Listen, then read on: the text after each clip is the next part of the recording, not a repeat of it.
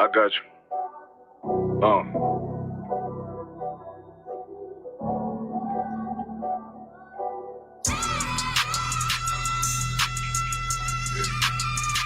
Let it vibe real quick. Look. City eyes, it's time to vote God. My God, a real nigga, cause he wasn't no flaw. Posted on the corner like a watchdog. Family secure, got that shot in the closet by the mob ball. Fuck what they heard, but tell them it's all true. Be cautious, that foundation falls till you fall through. They gon' fall. Look, I keep this shit 50 times soon. Ain't no more heart in this game, I'm John Q. Colder than the avalanche, way above average. Fierce taste sweet, told him make me an apple tree. Left us in the valley full of bones, this where hope found. Child become a man, dark sands get broke down. Riding through Evanston with Mall Quad, telling me how the crackers turn this child into a ghost town.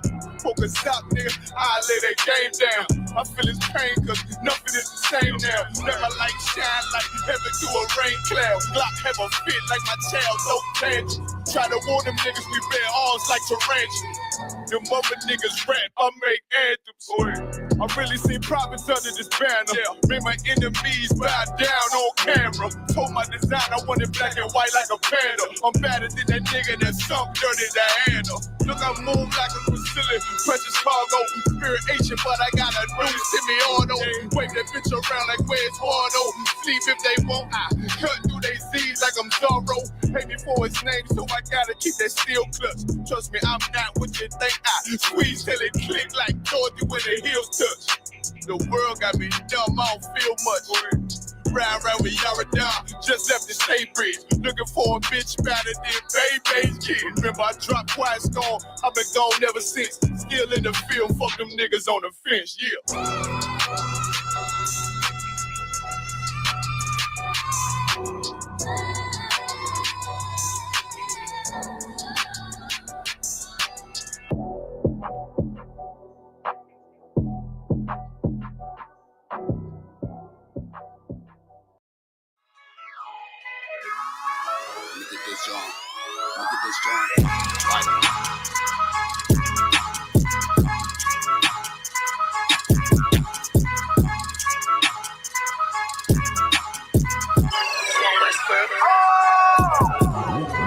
First star, I'm really that nigga. Truth be told, I'm a noble figure. Local niggas, they be so offended. What's word? That's global business. Hold on. Let me ask y'all a question. All y'all niggas in the same school and all that? Hell, fuck yeah. So none of y'all niggas smoke weed? Fuck no. Don't fold if you say you win it. I was molded to it, now I'm it. Can't control, just the highest limit. Killing shit, but just an honest living. Gotta get it, ain't no time for wishing. The time is now, better pay attention. In my city, you can feel the tension. A terror squad, no pun intended. This ain't for you, but I recommend it. They know we coming, better clear the entrance. Shit get deep, but I keep digging. This how I look when you keep winning. Over time, I had to take the hint. Shine bright, sit behind the tents. 1-on-1, I ain't in the mix. Ain't what you thought, better get a glimpse. Came up from a pedal bike. Pressing brakes, I ain't never liked. Whole time, I was taking risks. They don't play with me, cause they know I'm going nice. Round form, I ain't even started. Transform, I ain't here to bargain. You on watch, better move with caution. Chains on me, I don't do this often. No error, this shit flawless. Reach for it, you become a target. It ain't worth it, better keep walking. All I know is survival. All this fashion is tribal. Want the head of my rival. This about to go viral. I say the word, then it's final. To get the moving like Brian told. I'm just living my title. Do this shit with my eyes closed. All I know is survival. All this fashion is tribal. Want the head of my rival. It's about to go viral.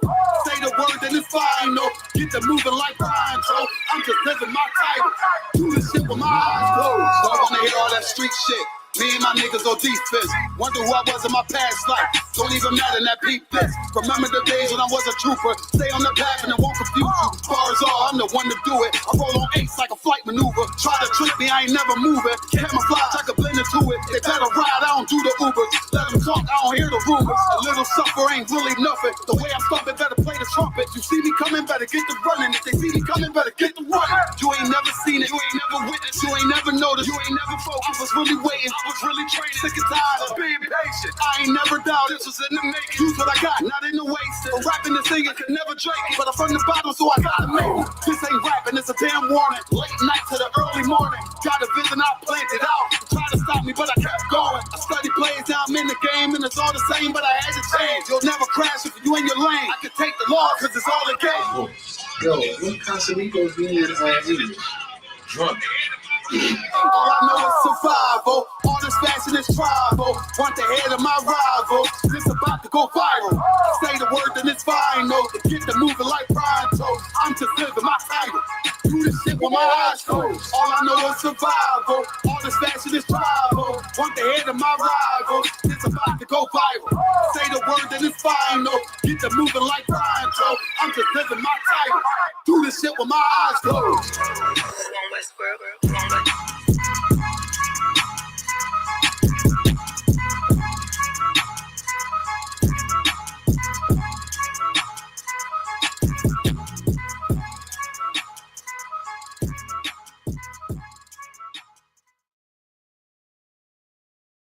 For the speech, man, we got Captain Tower in the building. Yeah. So, Cap, man, let us know where you from. Yeah, I appreciate y'all having me, man, on the speech, man. Understand, I break it down right quick. Don't forget it. One West in my brain, one West in my heart, one West when I finish, one West when I start. Big shine, big glow.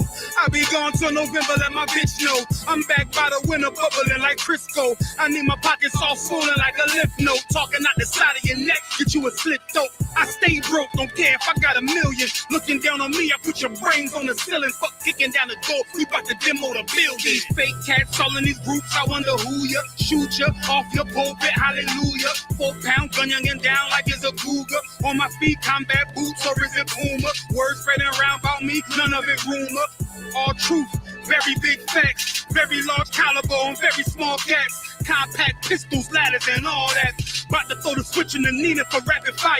Got the 5.7 equipped with the magnifier. Boom shakalaka equipped with the rim rocker. We ain't really got beef, yeah, Ramak with a bin shot ya. The best rhymer since Pac and Big Papa. Big llama, big juice, I'm Big Jamba. Quarter tank of gas, I ride like a big timer. No informer, no sweat, not in China. My conglomerate wreck like King Kong. No Asian pun me, no chink in armor. Remain calm through our pain that bring drama. Stay focused on things that bring karma. Took all pressure, applied and made diamonds. Stayed true, kept shit pure, my name honored. Paid all dues and debts and kept promise. Make sure you show respect, pay homage. I'm one West bred, one West vetted, one West pumping through my blood, don't forget it. One West in my brain, one West in my heart, one West when I'm finished, one West when I start. I said I've been one West bred, one West vetted, one West pumping through my blood, don't forget it. One West in my brain, one West in my heart, one West when I'm finished, one West when I start. I'm the hottest on the market, don't make me start it. I'ma pull up in a Spider-Man and Peter Parker. I remember days was trapping out the apartment. Now one West ball put me up in a starship. About to fly the friendly skies in this bitch. Spit the truth on the corners, I lie a little bit. I'm a stand-up nigga, I die before I switch. Down, no we up, I'm cool with who I with. I'ma be war the king and stay dangerous. Hold down the biz and fam, remain blameless. Now rappers drippy with styles we made famous. First with studs and spikes in any city. Designers charge a stack for shit that can't fit me. Had friends on my coattail way before Jimmy. Funny how the general ain't even see a penny. Better show respect, get smoked like a chimney. Keep my name out your mouth, don't even think it. Send a real Smith, hey, y'all know Jada Pinkett. Both ball heads, my grain a $1.50. Lost my man to the game, that pain that stuck with me. Had to find a cheat code to the street though, cause them niggas getting fouled, shooting like a free throw. Keep spitting acid like a Mino, and the nigga be the nicest with a mean flow. Try to ride my wave, you gon' need a speedboat. I'm hot like 100 degrees in a peacoat. Scarf in the sweater, I embark every letter. It's UPK, not a part, but together. Homie, I've been one West bred, one West vetted, one West pumping through my blood, don't forget it. One West in my brain, one West in my heart, one West when I'm finished, one West when I start. One West bred, one West vetted, one West pumping through my blood, don't forget it. One West in my brain, one West in my heart, one West when I'm finished, one West.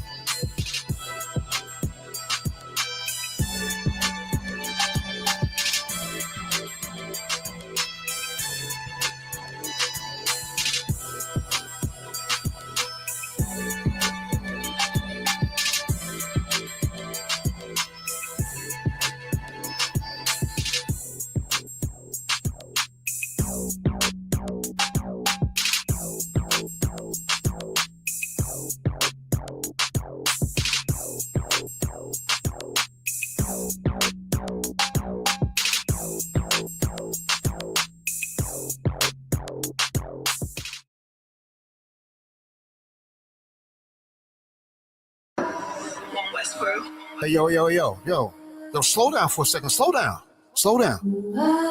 Hey, yo, Shaw, Rizal, hop out real quick. We're gonna get these niggas real quick.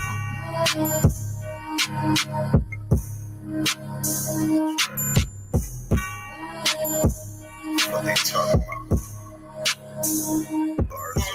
Just about a month ago, I was in a weird place, talking like they bout it. Come around, niggas scared straight. I've been locked in, no distractions for a year straight. This shit heavy duty, keep it coolie, pump your air brakes. One West, I don't hear the rhetoric. One West versus these cats, we ain't sweating shit. Pop it on the internet, you see them, they ain't saying shit. Nigga, who's you playing with? Stepping out the murder van, nothing they seen before. One hand wash the other hand, battle scars I needed though. Living by the law, y'all can keep it cool. I've been organizing, strategizing, they ain't peeping though. This is not a drill, this is not a rental. What I look like, earn my stripes, man, I'm too official. They gon' say they knew me, but they don't know the new me. I'm glorious, notorious, Biggie with the cool. I wrote this on the loose sleeve, kicking shit like Bruce Lee. Never slipping blade under my pillow like it's loose teeth. This is how a soldier look, doing what I'm supposed to do. If you rockin', then I'm rockin', nigga, that's how soldiers move. Right, UPK, shoot out. Soldier move, nigga. Soldier moves, nigga. Shaw.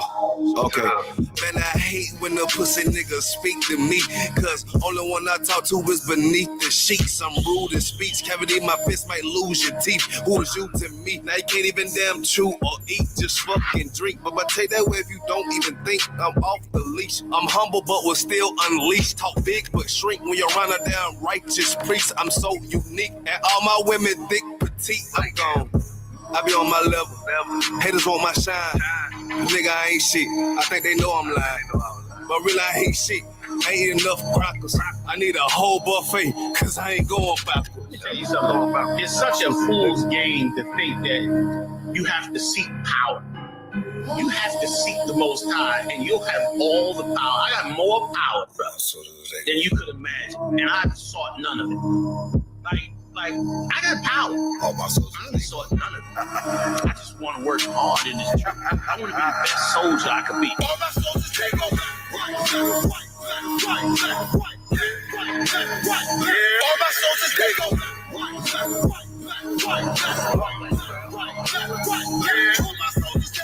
Yeah. Yo, come on. Yo, Kashak, pull off. Yeah. And don't go backwards. Let's go. Hey, y'all already know how South Coast doing this shit. South Coast, you know what I mean? We holding it down, brotherhood, South Coast skin, however you want to talk about it, however you want to do it. One thing for sure, we ain't going backwards.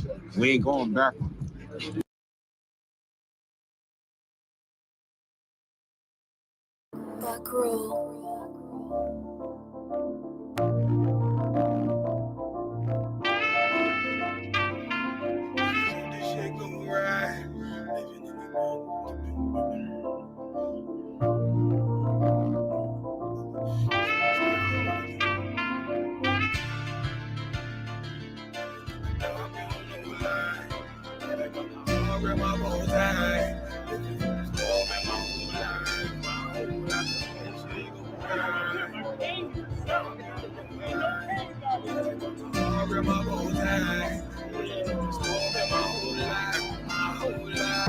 You'll never see another nigga like this. Used to have that white bitch popping on the night shift. Now I'm one westward, sharper than the ice pick. On you rappers' necks and it's feeling like some vice grips. Yeah, that's light shit. Send my bro a kite quick. Times of war, we ain't forget about you. Keep your light lit. Rappers can't see. Most of them scared to witness. Go on, close your eyes. There's one right here for the trenches. Bad bitches, natural hair or extensions. Hood niggas that'll probably grip like some dentures. Brothers on them fences. 23 and 1 out. Praying that that commissary hit before it run out. Bitches on the gram, dog filter with their tongue out. Couldn't stay home because they found the dugout, closed casket, burner in the low jacket, my co-captain, riding on these whole rappers, my hoes fabulous. Now I don't mean that derogatory, but I'm a player and there's no my women riding for me. I avoided Maury, I got 2 jets. If I can't make it through for them, then I'm useless. Sit down that roof, Chris, with a couple bosses after the war just to count our losses. It's not many. You see a smile on my face, but I'm not friendly. Gun on my waist, sipping white Henny. I just hope this shit go right. Living in the dark, you don't know light. Gotta got my heart with my bow tie. Waiting on the swerve in my whole life.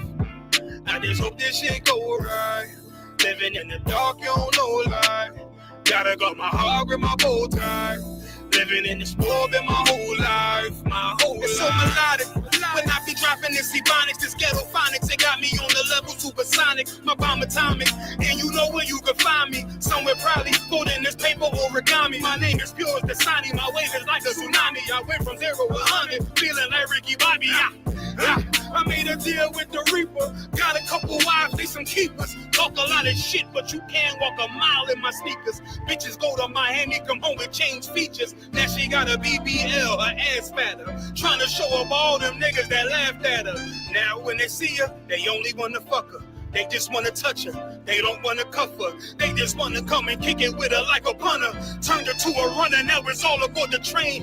Fenty on her face, but it's not concealing the pain. It's a shame. So I'm in the hood like some rap snacks. I know niggas kill you and your mama for a scat pack. Dark tint, matte black, they do it for half that. Had you like 90s Missy in a fucking trash bag. I'm from Philly, we don't do bank accounts, just cash app. I spit a verse and I just watch the time slow. This that guy flow, this that shit that rappers die for. This that uncut Tahoe Wall straight from Pablo Escobar. I be at the bar like Moscato. They think it's effort, but no, this that block work. Make the countermeasures, take pleasures, making an op hurt. Lighters in the sky, cause every verse is a concert. My mind work at speed y'all can't fathom. Listen to the words of a champion. And Ken, the streets need another anthem. I just hope this shit go right. Living in the dark, you don't know light. Gotta got my heart with my bow tie. Waiting on the swerve in my whole life. I just hope this shit go right. Living in the dark, you don't know light. Gotta got my heart with my bow tie. Living in the swerve in my whole life. My whole life.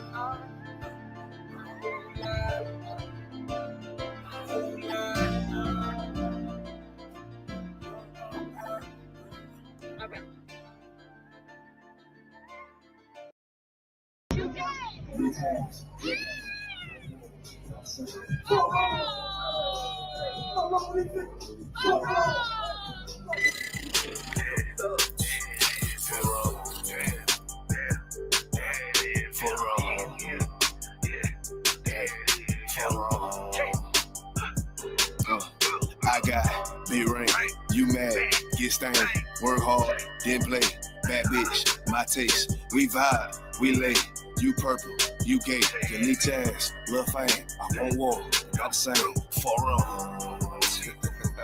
4 on these people. 4 on. I try to tell these motherfuckers time and time, 4 on. Pussy ass, purple ass niggas, man, 4 on. Make your born ass right. Niggas better get their weight up, you little body bitch. Worry about a damn pay cut, you little body bitch. I ain't worried about none of these niggas, little body bitch. You that scare rag, cow ass little body bitch. Had to fuck around, get my rank up, you little body bitch. And I'm pouring up, yeah, young nigga, and I'ma take a sip. Yeah, all these niggas run down, hate, but tell them zip it lip. And you a dumb ass, scare rag, boy, little body bitch. Damn, and I ain't worried about nothing, nigga, nah, I ain't worried about shit. I got more than one, so you know nigga don't reminisce. I spit flavors on these damn beats, niggas better catch a pitch. Never knew a goddamn man be scared to represent. But you a whole ass, dirt ass, little damn body ass nigga. Get body with the damn scripture with your little body ass nigga.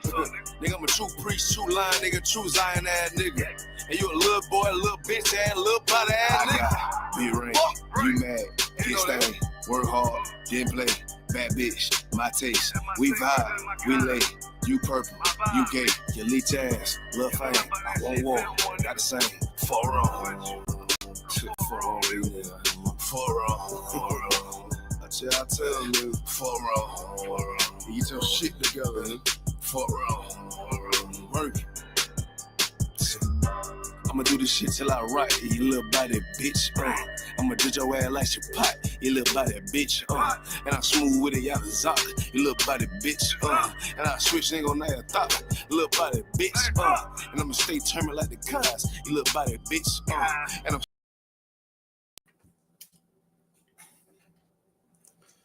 Shalom Akim. Corrupt. How about Shimmy Shah Brother Thumb? Clap it up, Akim. Good to see you, headquarters. Jerusalem, please. Siete, please have a seat.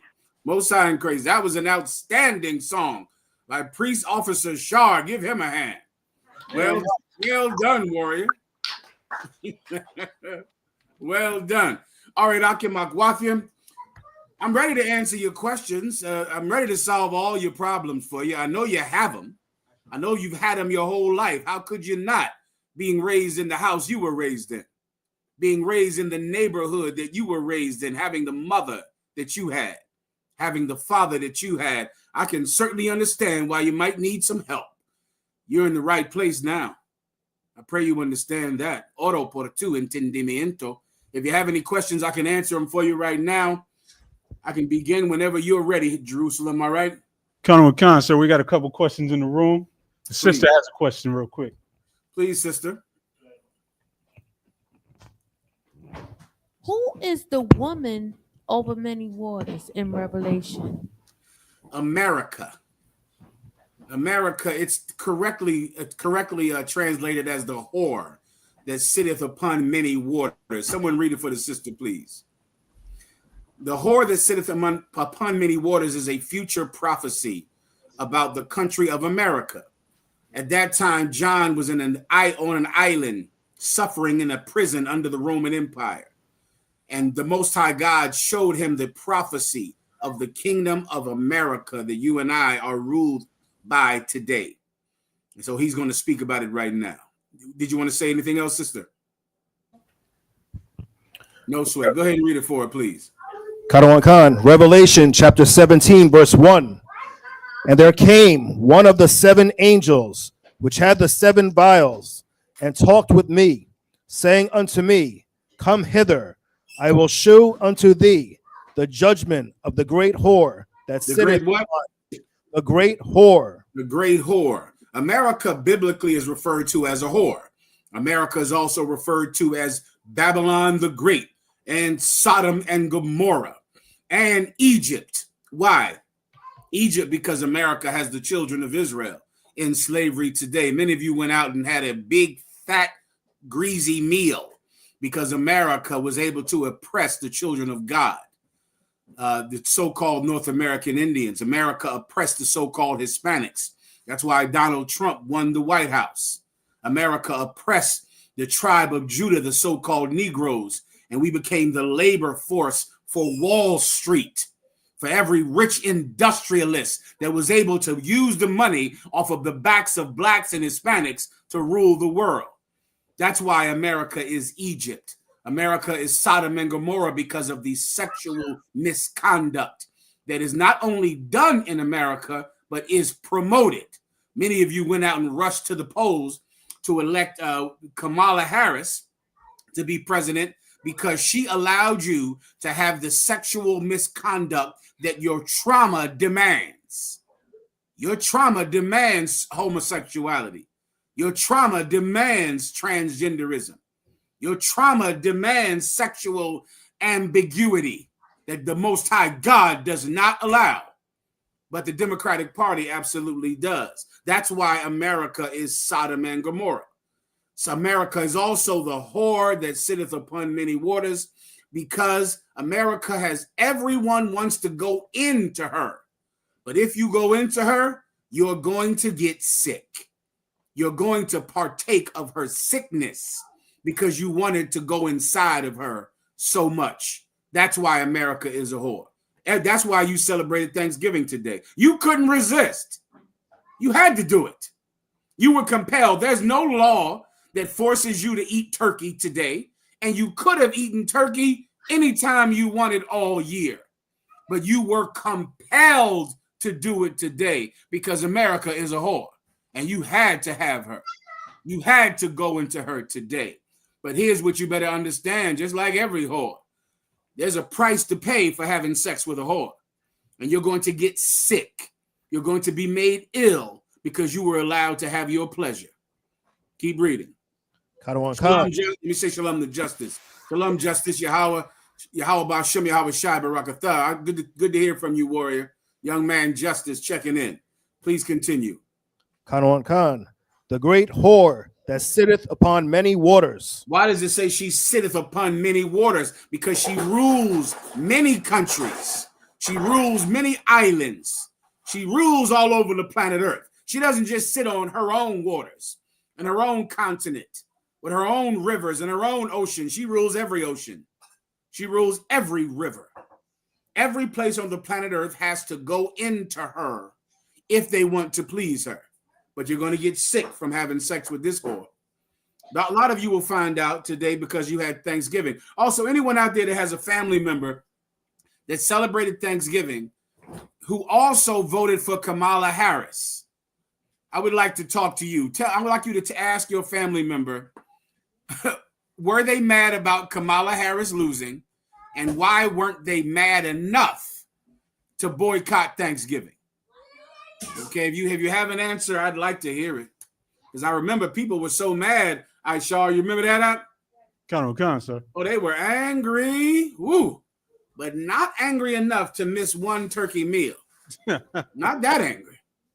So I would like you to ask your family members out there, why weren't they mad enough to cancel Thanksgiving this year if they were so angry that Kamala lost? I believe I answered the sister's question, Aishar. What do you think? Con, sir, I believe so. Solid. Proximo. Yeah, there's a question in the chat. Officer Shapat Dayak asks, Salakia Adawan Babu Kashad, if you so please, can I get a few scriptures that I can use to show that ISUPK is the body of Christ, sir? Oh, absolutely. Correcto. I'll give you a few of them. Give me the main one, John 13. Here's the main one. There are so many scriptures up. First of all, there is no other one, no other group, no other person, no other organization that can say that they're the disciples of Christ other than ISUPK under commanding General Yohana. Now, a lot of you think that that's arrogant. A lot of you think that that's something that no one should say. You think that because you are not a disciple of Christ. You see, in actuality, you know you are not a disciple of Christ. So you can't understand why we would be so bold to say that we are the only ones. But I will absolutely prove it. Shapat Dayak, let me ask you a question. What's the Most High's favorite nation on earth? Shapat Dayak. Before I give you the precepts, let me just try to explain God to you. I know you know already, Shapat. You're a man of high reputation in this school, so I know you know. But let me just try to explain this and lay it down nice and flat for the young and ignorant. What's the Most High God's favorite nation? That's correct. What's the Most High God's favorite beast? Favorite animal that walks on four legs, Shapat? Anyone knows? The Most High's favorite beast. You know what? Let me just read the precept. Give it to me in the Apocrypha, Aishar. Are you familiar with where I'm going to? I believe so. Let me see if I have it, find sir. it real quick. You have it? Everyone check out this. Shapat Dayak said he needs to prove that the ISUPK, that we're the disciples of Christ and no one else is a disciple of Christ. And that is absolutely factual. And of course, we stand on street corners and we're on the internet. And I'm on the internet right now for anyone that would challenge it. I've been saying this in my short time since 1996 in public. Commanding General Yohana has been doing it when I was a child. We're here to take on challenges. That's why we're here. I pray you understand. That's the point. So now I'll try to explain it to you nice and flat. Do you have the precept I need? Sir. 2 Ezra 5 and 26. Shapat Dayak, where is 2 Ezra 5 and 26? Go ahead. Sir. And of all the fowls that are created, thou hast named thee one dove. Let me let everyone catch up with you. 2 Ezra in the Apocrypha 5 and 26. Everyone go there. Let this free you from the democracy in your mind. You see, in your heart, you're a Democrat. In your heart. That's what you are. You know what you believe in your heart? You believe in equality, don't you? You think when we say the Israelite School of UPK are the only disciples of Christ, that rubs you the wrong way. Why? Because of democracy, because of equality. You believe in equality. I know you do. How could you not? Being raised in the house you were raised in, being raised to the mother and the father that raised you. You believe in equality. Well, let's see what God believes in. Read one verse above it. Or 2 verses above it, sir. Please. Or 3 verses above, sir, for me. Please. Second Ezra chapter 5, verse 23. And said, O Lord, that bearest rule of every wood of the earth, and of all the trees thereof, thou hast chosen the one only vine. Wait a minute, Hazahab. Of all of the woods of the earth, all of the trees of the earth. Now that's a lot of trees and woods, Hazahab. A ton. You got the elm, you got the oak, you got the apple tree. Why not love an apple tree? Sweet, delicious apples are all over it. But the Lord does not love the apple tree. He doesn't. Of every wood, of every plant, he loves the grapevine. That's the Most High God's favorite wood, the grapevine. Even though he created all other trees and all other woods, he loves the grapevine. That's the one he loves. There is no equality in the plant world. Hazahab. There is no equality. God loves the grapevine and none other. They're his favorite. The grapevine, which is the symbol of the chosen people of God, the tribe of Asher. The people from Colombia that Donald Trump hates. Who are the other people Donald Trump hates? From Venezuela. They're the tribe of Asher who Donald Trump hates. Well, those are the chosen people of God, and the grapevine is their symbol. There is no equality. He loves the grapevine. Go ahead. Verse 24. And of all lands of the whole world, thou hast chosen thee one pit. Keep going. And of all the flowers. Stop right there. Of all of the lands of the earth, and this earth has a lot of land, tons of it. You got Asia, you got Europe, you got Australia, you got fly-bitten Africa. You got a lot of lands on this planet Earth, but of all of the lands, he has chosen the one pit. Why is it called a pit? Because it is the valley of decision. Right. That's why. The valley of Jehoshaphat. What is that pit that God loves? Israel is that pit. Israel is that valley. God only loves one land, and that's the land of Israel. He made Australia. He made Africa. He made all of them, but his favorite is Israel. There is no equality when it comes to land masses. There is none. He loves Israel alone. Hazahab. And of all the flowers thereof, one lily. And the Most High God made that rose. Those roses you're going to give that slut in February. She's going to get one on her job too. A lot of y'all don't know. When your wife goes to work, there's a nigga out there giving her roses on Valentine's Day. He sits them right on the desk. He gets in there. The rose is sitting right on the desk. She's looking forward to going to work real pretty on Valentine's Day because of her work husband. Her work husband is going to give her a rose, one single red rose, Hazahab. Just one single one, nice and romantic. Because that's your wife's work husband, because your wife is a work whore. So she has a work husband. Well, the Lord does not love the rose. He doesn't love the give me some more flowers that are so lovely. Sunflower. Oh, the sunflower. That's a beautiful thing, huh? Sunflowers, he doesn't love it. All kinds of flowers. What else you got, warrior? Hibiscus, sir. Oh, the hibiscus. That's the Benjamite one that Benjamites drink up, right? Tell him, Hazard. You know all about it. Don't act like you don't know. He said Levi too, sir. Oh, Levi too. Salakia. I'm blaming Benjamin. Levi loves that hibiscus, and Yashakar loves that hibiscus too. They love it too.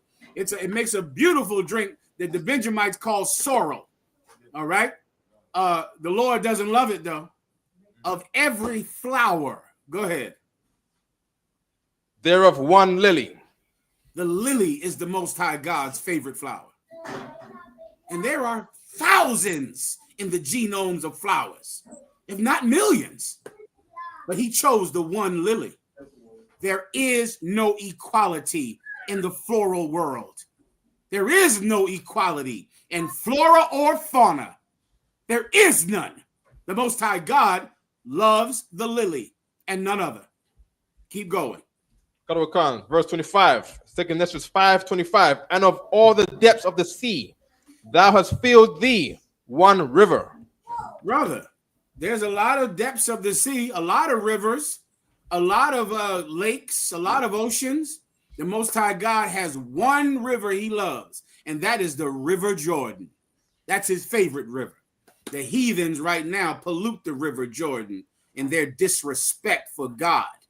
But that's the Most High God's favorite river. He doesn't love that river by your house that you want to get down and back to get baptized in every time you drive by it. He doesn't love that river. He loves the River Jordan. That's his river that he loves. There is no equality in the bodies of water. Keep going. And of all builded cities, thou hast hallowed Zion unto thyself. There's a lot of beautiful cities like New York, Chicago, Tokyo. What's that one over there? The Arabs love to go have sex with children in. Dubai. A lot of beautiful cities out there. But the Most High God loves one city, Jerusalem. There is no equality when it comes to cities. He loves Jerusalem alone. Go ahead. Verse 26. And of all the fowls that are created, thou hast named thee one dove. There are so many birds, Zach. That's fauna for those of you that don't know. There are so many birds. The Lord loves the dove. That's the Lord's favorite bird, the dove. That's his favorite bird. The dove. What is the dove? They call them in New York pigeons. That's the dove. That pigeon you see in New York, that's the Most High's favorite bird of every bird. He loves that one. There is no equal to the dove. None. Not when it comes to God. Keep going. And of all the cattle that are made, thou hast provided thee one sheep. Cows are beautiful. Goats are beautiful. Oxen are beautiful. But the Most High God loves the sheep. That's his favorite beast. The sheep. That's why he called us the lost sheep of the house of Israel, because we're his favorite, and his favorite are sheep. There is no equality in the animal kingdom. The sheep is the Most High's favorite animal. Keep going. 2 Esdras 5:27. And among all the multitudes of people, thou hast gotten thee one people. Let me tell you something. There's the Japanese, the Chinese, the Africans, the Arabs. Oh, there are so many people on this earth, but there is no equality when it comes to race. None. That's something that Martin Luther King never understood. There is no equality when it comes to race. That's something that the followers of Donald Trump don't understand. There is no equality in race, because there is one race that God loves above them all, and that is Yashar Allah. Israel is God's favorite race. There are many races, but he loves one. Keep going. And unto this people whom thou lovest. I can't hear you. You dropped out. Slacky, sir. And unto this people whom thou lovest, thou gavest a law that is approved of all. And this one people received the one law that is the best law. It's better than the Constitution. It's better than the rules that dictate ownership in Japan and in China. The law of Israel is the greatest law. He gave it to his greatest people. Now, I have a question for you. Do you think that God loves all Israelite groups? Do you think he loves all religions? Do you think he loves everybody who reads the Bible? Do you think that there is equality in Israelite groups? There is no equality in Israelite groups. God does not believe in equality. God believes in preference. God has favorites. Now, I'm going to tell you who is God's favorite Israelite group. Who is God's favorite organization? Where are you going, Hazahab? I have a precept in Numbers 16 also on then that. You know what I want. I want the proof on that the UPK is God's favorite Israelite group, and they're the only disciples of Christ. There are no other disciples of Christ, and that's in John 13. That's where that is. But I'll take your precept first, Hazahab. You got it out. Cuddle concert, Numbers 16 and 3. And they gathered themselves together against Moses and against Aaron, and said unto them, Ye take too much upon you, seeing all the congregation are holy. Oh, this is a hell of a precept. I just realized what this question is about. Just now. What this is a part. Is this about that Rambo Yala, this whole question? Is that what this all is about, Hazahab? I have no idea what the question is about, sir. Okay, what is this? What is this? This precept is about proving what? That people try to come and say that there are other people who can be leaders.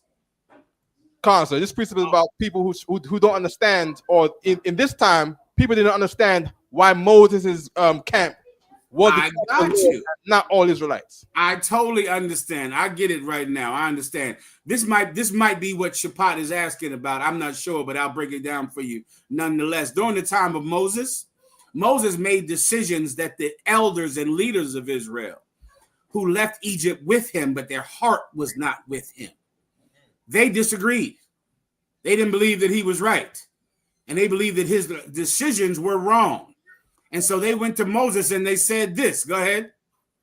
Khan, and said unto them, Ye take too much upon you, seeing all the congregation are holy. Say how much of the congregation is holy? All the congregation are holy. Oh, that's what they said. They said, Moses, you take too much on you. You sitting there making all the decisions, deciding what everyone does. You take too much on you, Moses, seeing that all of the congregation is holy. What does that word all mean? That all is equality. We're all disciples of Christ. We're all judges of Israel. We're all holy men. No, we're not. No, we're not. Young brother, you know I love you, but you are not on my level. And I pray you understand that. You're not on my level. You're not. And out of love, someone should let you know. Someone should make you understand something before I leave you somewhere crying in the bosom of your wife that calls me once a week. You're not on my level. And these men were not on the level of Moses, though they thought they were, because they disagreed with his decisions. They thought they knew better. And so they said, what again? Khan, you take too much upon you, seeing all the congregation are holy. You take too much on you, seeing all the congregation are holy. Keep going. Khan, every one of them. Every one of them is what, Hazahab? Equality. Khan. Everyone is holy. Go ahead. Khan. And the Lord is among them. The Lord is among who? Who of them, Hazahab? Every one of them. Sir. God is with all of us. No, he's not. God doesn't know you, young brothers. God doesn't know who you are at all. You're here so that we can represent you before God. That's why you're here. You're here because you need a priest. You need someone to make intercession for you. So we go before Christ and commit ourselves to serving Christ. And our obligation is to serve the people that are given to Christ. You, however, If you can survive this hell, you thank the Lord for it. You thank the Most High for that. And I'm not surprised, seeing that you came from the place you come from, in the house you were raised in. I'm just trying to fix what your mother broke every day. I'm trying to fix what your father broke, what your neighborhood broke, what prison broke. I've committed to Christ that I will fix. The Commanding General Yohana has shown me the way. We're not equals at all. And there is no equality between the men with Moses and Moses. There is no equality. Right. Keep going. Qadwa Khan. Wherefore lift ye up yourselves above the congregation of the Lord. What did they say? They said what? Read that again. Qadwa Khan. Wherefore then lift ye up yourselves above the congregation of the Lord. Wherefore lift ye yourself up before the congregation of the Lord. Why are you saying that Commanding General Yohana is the only leader of Israel? Why are you lifting him up in front of the congregation of the Lord? You can't say that. We're all leaders. We're all disciples of Christ.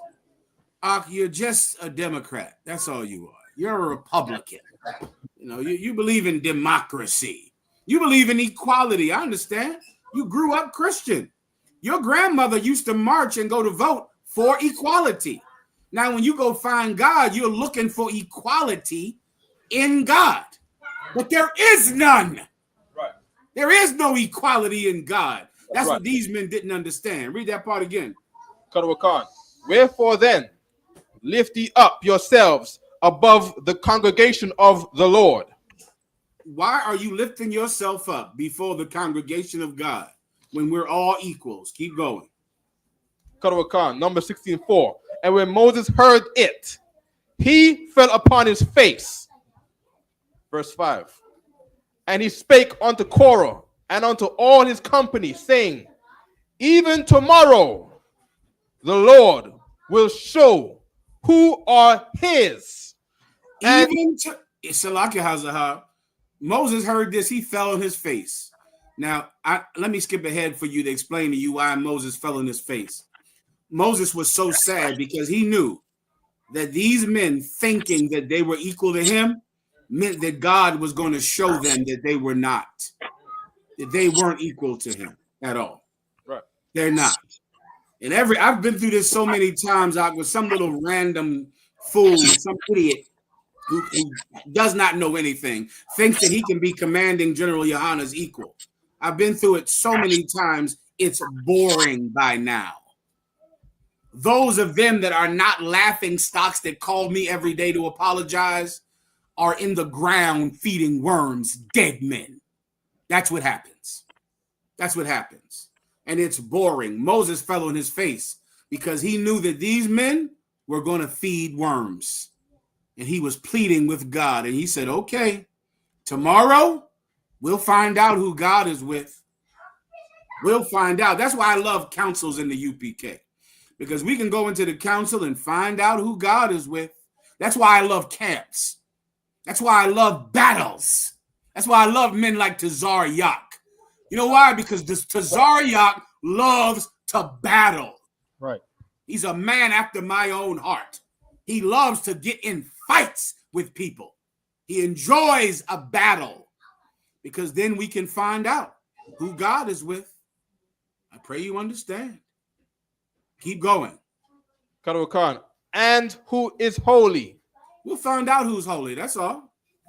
You think everybody's holy. You know, I get you. I certainly understand. You know what happened in the morning? God killed all of those men, 240,000 men. He killed them. He killed them. Now we know. Now we know who's holy. Is that all? Do I got to spend more time with this? Everybody gets that. There's another one in Numbers where Moses was getting weary, and he went and chose men. And the Bible talks about the kind of men that God chose. But to Shapat's question, there's 1,000 precepts that prove who the disciples of Christ are. Where's Ibajah? Ibajah sent me a video last night of some fake Israelite group. I forget the name of it, but I know they broke off from another fake Israelite group. And he sent me a video of the cat saying that Jesus Christ is a lizard.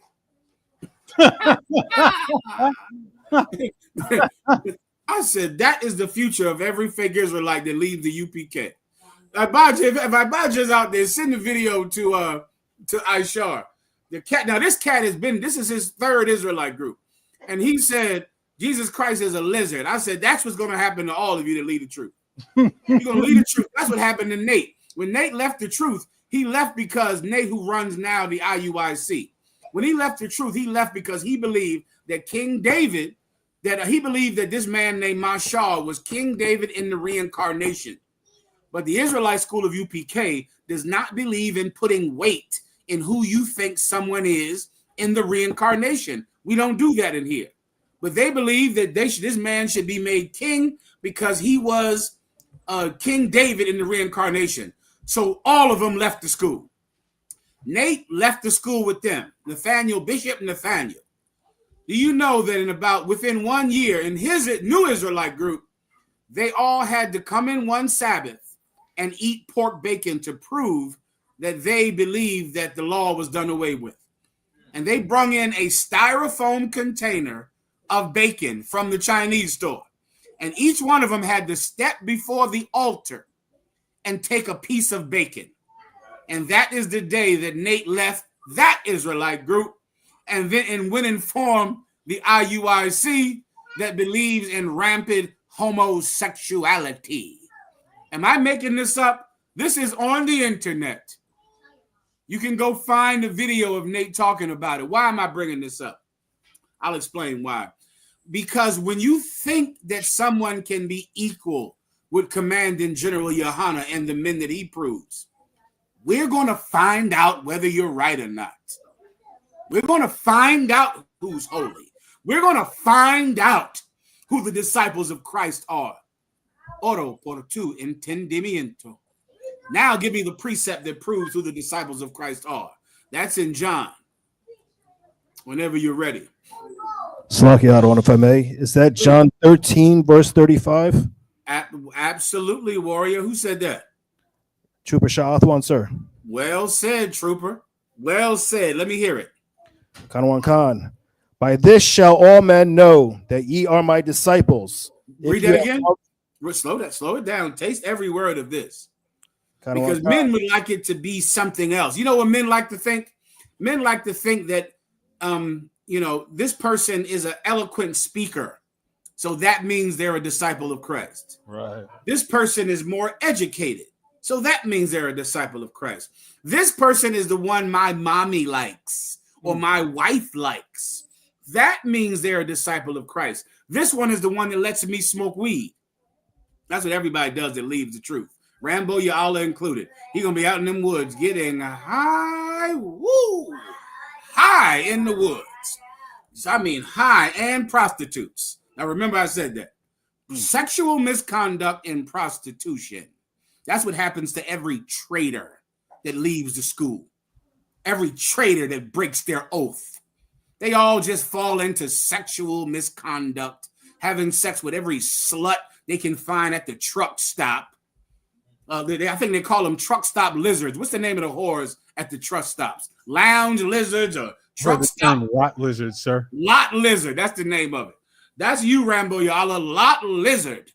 You're going to have sex with so many prostitutes now that we're all holy and we're all the disciples of Christ.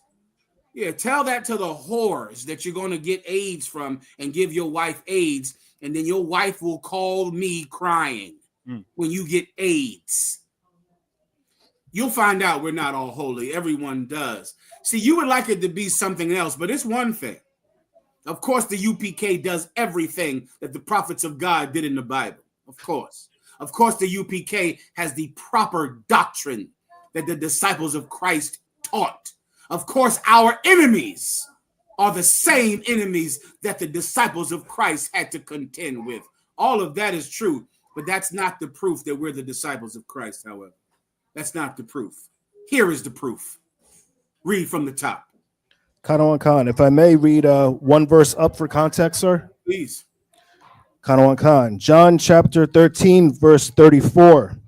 A new commandment I give unto you, that ye love one another, as I have loved you, that ye Here's a new also love. place. We got to be very slow, though, brother. Khan. This is a new commandment. You see, this also contradicts Christianity that said that Jesus Christ did away with the commandments. That Jesus Christ, died so that the commandments could be nullified. Jesus Christ increased the commandments. Here's a new one. You have all 622 laws in the Old Testament. Jesus Christ gave us new laws in the New Testament. And here is that new law. Keep going. Khan. That ye love one another. That ye what? That ye love one another. That ye love one another. A little louder, too, if you don't mind, Trooper. That ye love one another. That's a law now. You got to love each other, man. I know you don't want to. Why? Because you're like every Jake in the world who loves to fall out with people. Fall out with everybody. Y'all remember that in high school? You fall out with a man. Why? Over a bitch, over some girl. You fall out with each other over money. Over money. He owes you some money, so now you're not best friends anymore. You both want the same whore, so now you're not best friends anymore. Hey, what happened to so-and-so? What happened to you and so-and-so? Oh, we don't talk no more, I ain't talked to him in a while. Why not? Well, you see, he had been doing this and he had been doing that. What a joke. In the UPK, we don't fall out with each other. We don't fall out with each other. We don't. We stay with each other no matter what. No matter the offense. No matter the trespass. No matter the grievance. We stand by each other because this is the law now. This is a commandment that we love each other. Continue. Khan.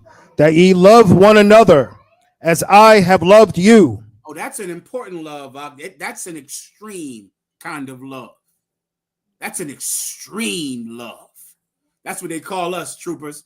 They call us black extremists, Hispanic extremists. They don't know how true that is. We are absolutely extreme. Extreme about forgiveness. Extreme about love. Extreme about courage. Extreme about bravery. Extreme about risking our lives for the people that God prefers above all nations on the earth. You don't know how extreme we are. We're so extreme, we would never eat Thanksgiving dinner for the sake of our brothers, the so-called North American Indian. That's how extreme we are. We would never do that. Right. If you only knew how extreme the UPK is. Continue. Khan. Damn right. That ye also love. Brainwashed and a cult. That's right, Sakan. Go ahead up. Khan. That ye also love one another. Verse 35. By this shall all men know that ye are my disciples. So this is what you do, Shapat. Let everybody know, man. This is how everyone will know. All men will know that ye are my disciples. Don't you understand?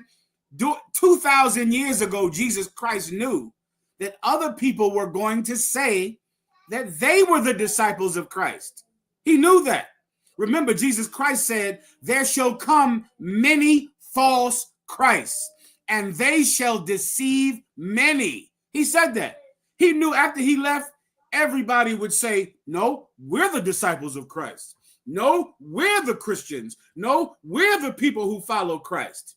He knew that because he said it. I hope you know what precept I'm referring to. Lord knows you're a biblical scholar, aren't you? Lord knows you are. You do know that Christ said, there shall be many false Christs, and they shall deceive many. Everyone was going to say they were a disciple of Christ. And he armed the true disciples with the proof that they would need to prove that they're the ones and there is no equality when it comes to people who say they're disciples of Christ. This is how men will know that ye are my disciples. Read. Khan. If ye have love one to another. This is how men will know that ye are my disciples, that ye have love one to another. That's the proof, Shapat. That's the proof. That's our faith. Paul said this, brother. I can show you my faith by showing you my work. I can prove I love my brothers. I can lay it out on the table like evidence in court. What can you do, Christians? Show how many children you molest? Huh? The people come to you because they didn't have a father figure, because their father wasn't around. What do? You molest those young men. I can show you that I love my brothers. I have the evidence. What do you have the evidence of, Muslims? What do you have? What's your evidence? Selling drugs? Huh? Murdering people? I can prove that we're the disciples of Christ. Where is your proof, fake Israelite groups breaking off from each other every few years, hating each other, talking about each other, despising one another? I can show you that we're the disciples of Christ because there is no other so-called religion, no Israelite group, no faction, no organization that loves each other like the Israelite school of UPK. Oro por tu entendimiento. Is there anything else? La, sir. Próximo preguntas. Colonel, we have another question here in the room. Real quick, shout out to other zones joining us. Houston in the building with us. Give Houston a hand. Colonel, we have another question here in the room. Real quick, shout out to other zones joining us. Trinidad in here with us. Give Trinidad a hand. Atlanta joining us tonight. Give Atlanta the Brave a hand.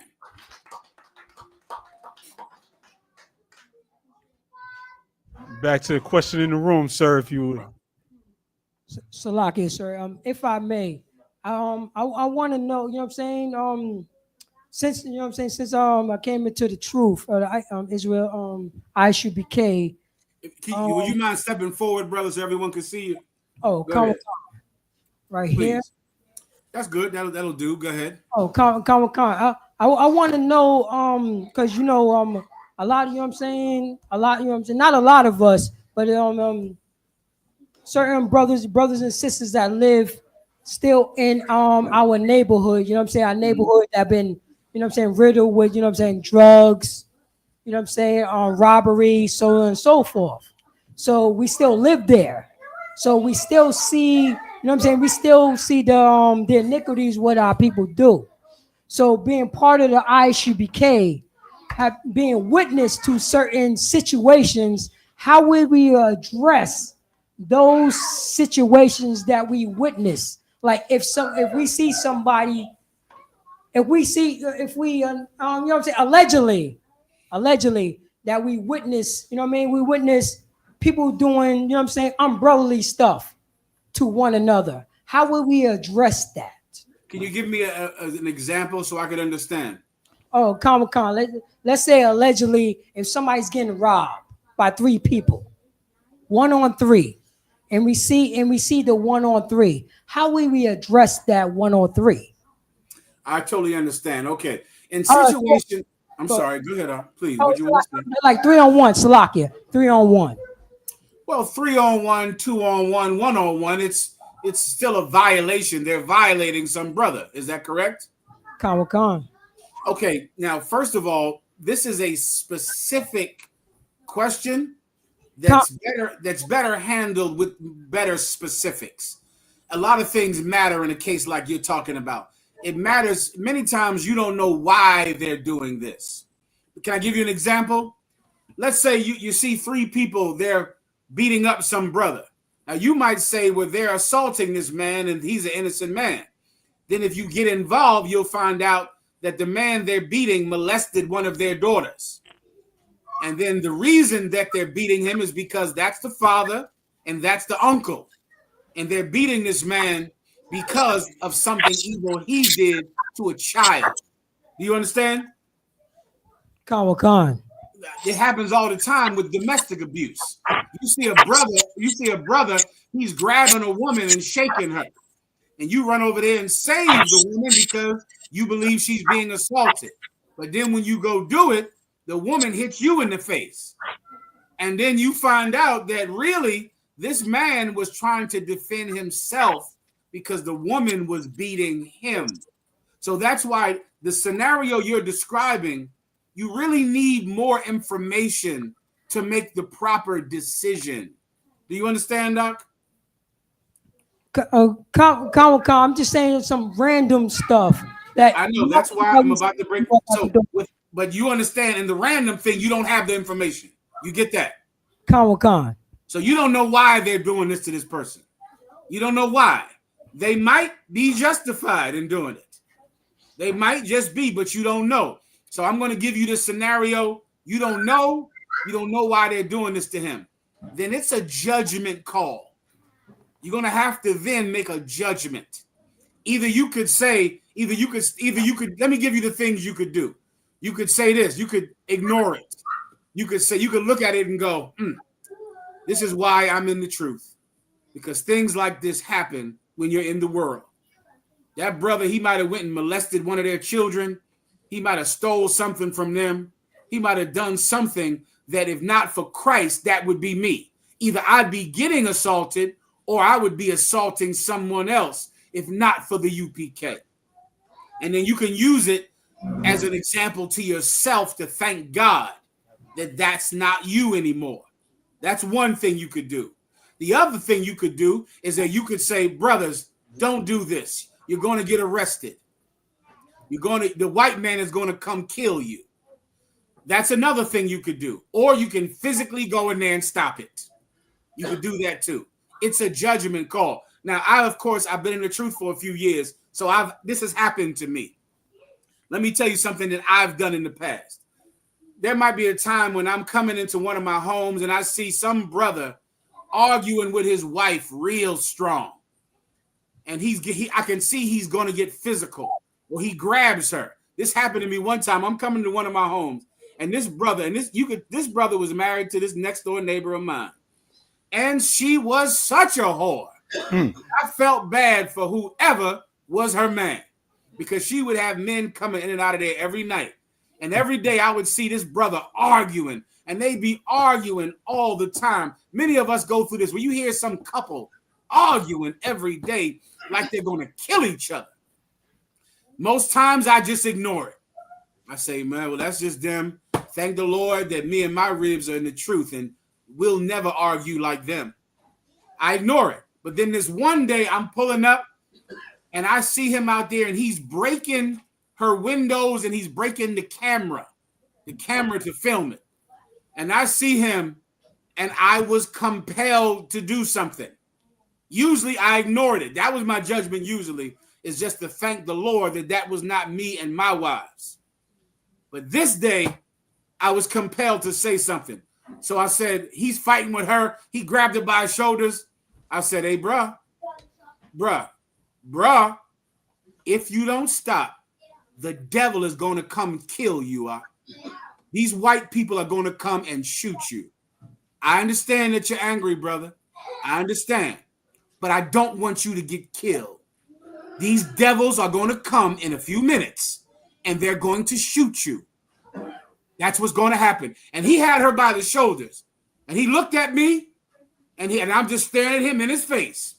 And I said, Ak, you should stop, Ak. I don't want you to die. And these devils, they want to kill you.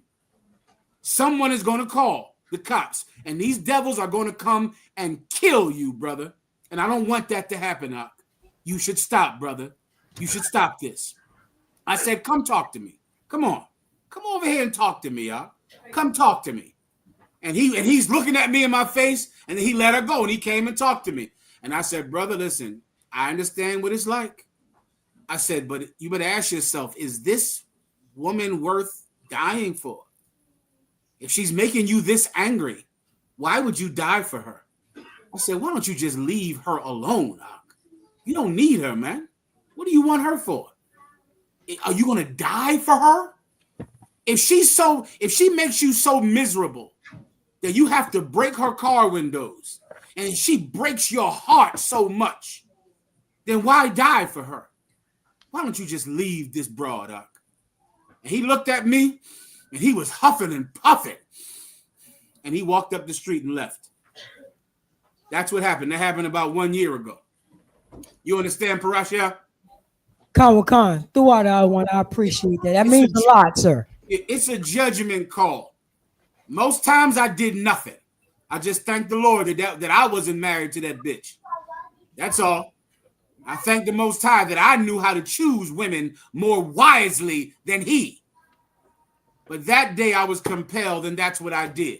Now, I didn't have to do that. I could have did nothing. But that was the judgment that I made. So that's what you have to understand.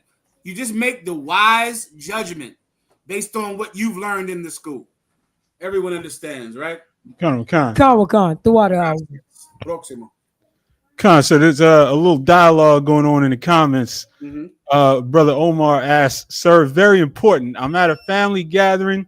The food looks amazing. My brother said he made the food for family, not Thanksgiving. Can I eat, sir? And some people have been responding. The General Hazayan said, Omar, leave. You know Haz is not playing that up. General Hazayan is zealous over the law. He's not playing this. Omar, let me give you a precept. Give me 1 Corinthians 14 for Omar. This is something that every young officer has to learn. You're at your mom's house. They're cooking. Should you eat or should you not eat? That is a dilemma that will happen to you. Omar, that's an excellent question, brother. And I thank you for that question. I'm going to answer it for you right now. Should you eat or should you not eat? All right. That question is answered in 1 Corinthians, the 14th chapter. Here's what you have to ask yourself. I'm going to give you the short answer, and the long answer is in 1 Corinthians 14. If you eat this food, will the people who watch you eat it believe that God supports Thanksgiving? What does your mother think about you? Does your mother think that you're a student in the UPK? Does she think that the things you do are things that God sanctions? Because if she does, then when you eat that turkey, your mother will think it is okay to support Thanksgiving. Thanksgiving is okay. Why? Omar Muhammad ate it. Omar Muhammad ate this turkey, which means, and Omar Muhammad knows the Bible. Omar Muhammad is learning from the UPK. So if Omar eats Thanksgiving turkey, then eating Thanksgiving turkey must be all right with God. If your mother thinks that, then you cannot eat it. You cannot do it because it will cause your mother, your cousins to sin against God. It will cause them to do it. So then you cannot do it. But if this eating this meal will if people won't think that this means you support Thanksgiving, people won't think that this means the UPK supports Thanksgiving, then it's just turkey. It's just mashed potatoes. It's just any meal that you would eat any night. And you're going to have to make the judgment, Omar. You're going to have to decide. This much I'll tell you. If my food would offend my brothers, I will not eat it. I will not eat it. If my food means, if me sitting down eating a Thanksgiving meal means people will think that I don't love the North American Indians, that I don't love the Blackfoot, I don't love the Cheyenne, I don't love the Cherokee. What's that Gadite tribe that Captain Sakawara comes from? Lumpy? That's a hell of a Gadite tribe. Give that a hand. The Lumpy Indians, Lumpy in North Carolina. She think everything in North Carolina is better. It is not. But the Lumpy are good. The Lumpy is who this famous outlaw gang comes from. In Lumpy, North Carolina, Captain Sakawara is a Lumpy Indian. I will never let the Lumpy Indians see me eating Thanksgiving. Never. I will never let Sakawara, Captain Sakawara, Bun Gad, he will never see me eating Thanksgiving dinner. I'll give up Thanksgiving for Sakawara. I'll give it up for him. For him, never. For his father, never. Hear the stories about Captain Sakawara's father. hear the stories about the glorious bloodline of the Lumpy Indians in Lumbee, Salakia, the Lumbee Indians, the Lowry family. Go ahead, Katham Gabar. The Lowry family, the Lumbee Indians. Give me the documentary on the Lumbee Indians. We're going to play that tonight on the Lowry family. It is a glorious story that there should be a movie about the Lowry family. That's Captain Sakawar's family, man. Him and his father, man. For them, I'll never eat that turkey. Never. For brotherhood. Because there's a new commandment, Omar, that you love one another. And that's how men will know that you are the disciples of Christ. So I'll give up turkey for Sakawar. I'll give up turkey for his father. I'll give up turkey for them. No one will ever say that I ate Thanksgiving dinner. Now you got to make the choice, sir. You got to make the choice. Do I need, you know where I want, right? First Corinthians 14. Read a taste and then move on. If I may, sir, real quick. Please. I wonder at this family gathering that's not about Thanksgiving if there's any turkey there, sir. What you? Oh, I didn't even get that, Levi. I didn't even get. It's not about Thanksgiving, so sit down, eat some turkey stuffing, cranberry sauce at the dinner. That's not about Thanksgiving. That one went over my head, Levi. The water. All right. What do you have here? Durham, North Carolina. I see you, Iraq. You know about the Lowry gang. That's the name of the group. My family, this is Nazam. My family no not call me on their pagan holidays. Well said, brother. Well said. You made your choice. Princess Shakaya, Most High in Christ for my brother and camp leader, Captain Sucker War. Give him a hand on Thanksgiving. Give Sucker War a hand. The Lumbee Indian Captain Sucker War, our brother who we love dearly. Dawada Ephraim Aparium, Shincock tribe. Come on, warrior. Shincock tribe of Southampton, Long Island. I will never celebrate their murder by the devil. You're a disciple of Christ. I see, Dawada.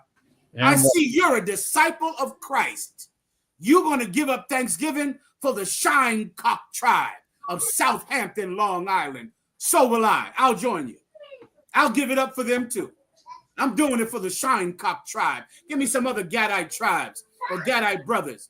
Yakwana, for the love of my brothers, we don't engage in kills giving. That's correct, Yakwana. That's correct. GM Rich Bullies, Trooper Yakwa, people outside the UPK that claim to be in the truth will slick in the ways to celebrate a holiday not in my house. Zero tolerance. That man is a disciple of Christ. I see who you are. Kazakwana, I'll never join with the enemy. I see that you support the disciples of Christ, sister. Shapat, shout out to the Menominee Indians. Damn it. Say what? Say he got an M on here. Oh, you giving yours. The Menominee Indians, and what's the one you said? The Lenape Indians. I'll never eat turkey on Thanksgiving for the Lenape, for the Lenape, all of them. I won't do it. Give me another one. The Blackfoot Saponi Indians. The Cherokee, North Carolina. I'm giving it up for them. The Blackfoot, the Sioux. How did I forget about the Sioux? The Sioux tribes. Nah. I'm not eating Thanksgiving. Now, I'll never let the Sioux see me do it. They'll never see me do it. No one will ever tell a Sioux Indian, a Pequot Indian that I ate Thanksgiving. It won't happen. I love my brothers. It's a commandment. It's a commandment. I'll never do it. Give me another one. The Chickahominy tribe. Let's give up Thanksgiving for them. Let's do it for them. Seeing that God, let me give you a few precepts. Seeing that God can provide food for his saints any day of the week, any month of the year, why don't we give up this one meal for love? Why don't we let love compel us to give up one meal to do it? Or else don't say you love anybody. The Navajo. Let's do it for the Navajo. Let's do it for them. Wait, the Ohio Ironquois Indian tribe, I will never celebrate this day for my rib. The brother's rib is a Ohio Ironquois Indian. For the Taino tribe, come on, bro. For the Taino, how did I forget? Ishar, aren't you a Taino or Boricua Indian? Out of one kind. Ishar, I will never eat Thanksgiving for you. Most High in Christ, sir. I'll never do that. Ishar, I'm not doing that. I'm not doing that for Ishar. For Ishar, my brother, who I love. I'll never do it. I'll never do it. That's the kiosk. And that's what so many people don't get because you don't love anyone. You know what you Christians are? A bunch of gluttonous pigs. You're a glutton. That's what you are. There are precepts in the Bible about you Christians who celebrate Thanksgiving. You're a glutton. You're greedy pigs. And if you didn't know you were, now you should tonight, because you could not give up one meal that you could have eaten last week, that you could eat a week from today. You could have the exact same meal, but you could not do anything to modify your lust. Not even for love. Not even for love. Give me the Comanche Indians. Do it for the Comanche, do it for them. Show the Comanche that black people, the tribe of Judah, loves them, man. Show them. Show the Mexicans that you love them. Show the Comanche that you love them. Show them that there's love in this nation. Maybe this nation would come together. Maybe. Don't you see what our enemies and adversaries have done? America came together in 53 states and ruled the world.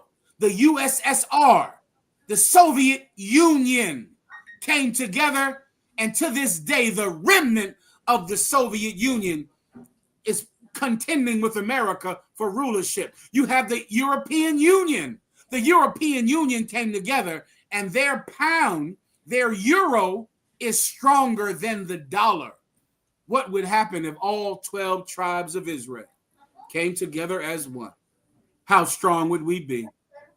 How powerful would all 12 tribes, all blacks, all Hispanics, all of us, the Seminole Indians of Florida, the West Indians, the Puerto Ricans, the so-called North American Indians, what if we unified the way Russia, America, and the European Union unified? What if we did it? Now ask yourself, what's stopping it? Your gluttony is stopping it, you fucking pig. Right. Pig. Your gluttony. You're such a glutton. All you can do is eat. That is it. That is your entire life, feeding your fucking stomach. All day, all night. I'll ask you the question Jesus Christ asked your forefathers. Is not the life more than meat? Is not the body more than clothing? Is that all life is about? Is eating to your heart's content? The men like you rebelled against Moses. Men like you kept us in Egypt. Men like you are the reason that blacks and Hispanics and North American Indians can't come together, because all you care about is feeding your fat, disgusting self and your evil face, because you're a disgusting pig who is a greedy monster who loves sandwiches and turkey more than you love the North American Indian. You fucking glutton. I'll give you a few precepts to prove what I'm saying is biblical. Salaki Adawan, if I may, I think I have one of your precepts. I like it. Go ahead. Kanawan Khan, 1 Corinthians chapter 8, verse 13. Wherefore, if meat make my brother to offend, I will eat no flesh while the world standeth, lest I make my brother to offend. Trooper, give the trooper a hand. Yeah. If meat offends my brother, I will eat no meat while the world stands. Yeah. Or else I'll offend the Lumbee Indians, the Comanche. I'll offend the Navajo. I'll offend the Blackfoot. Never. I'll do it for them. I'll do it for Soccer War. I'll do it for my brothers. I'll do it for the Taino. I'll do it for Aishar. I'll do it for you. I'll do it. If you can do it, you're a glutton. Give me Psalm 78 and 18. Also, let's get there up on the screen. Let's get into the Thanksgiving now. Come on. Now we're going to go into Thanksgiving, all right? Is Shabbat out there? Shabbat is not in there tonight. Salaki, all right, no sweat. Go ahead. And let me see Texas for a second. Texas, are you there, Houston? Houston, you can't hear me? They can't hear me. Houston, let me know when you can hear me, Houston, all right? They can send me a message in the private chat. No problem. Houston, we can't hear you.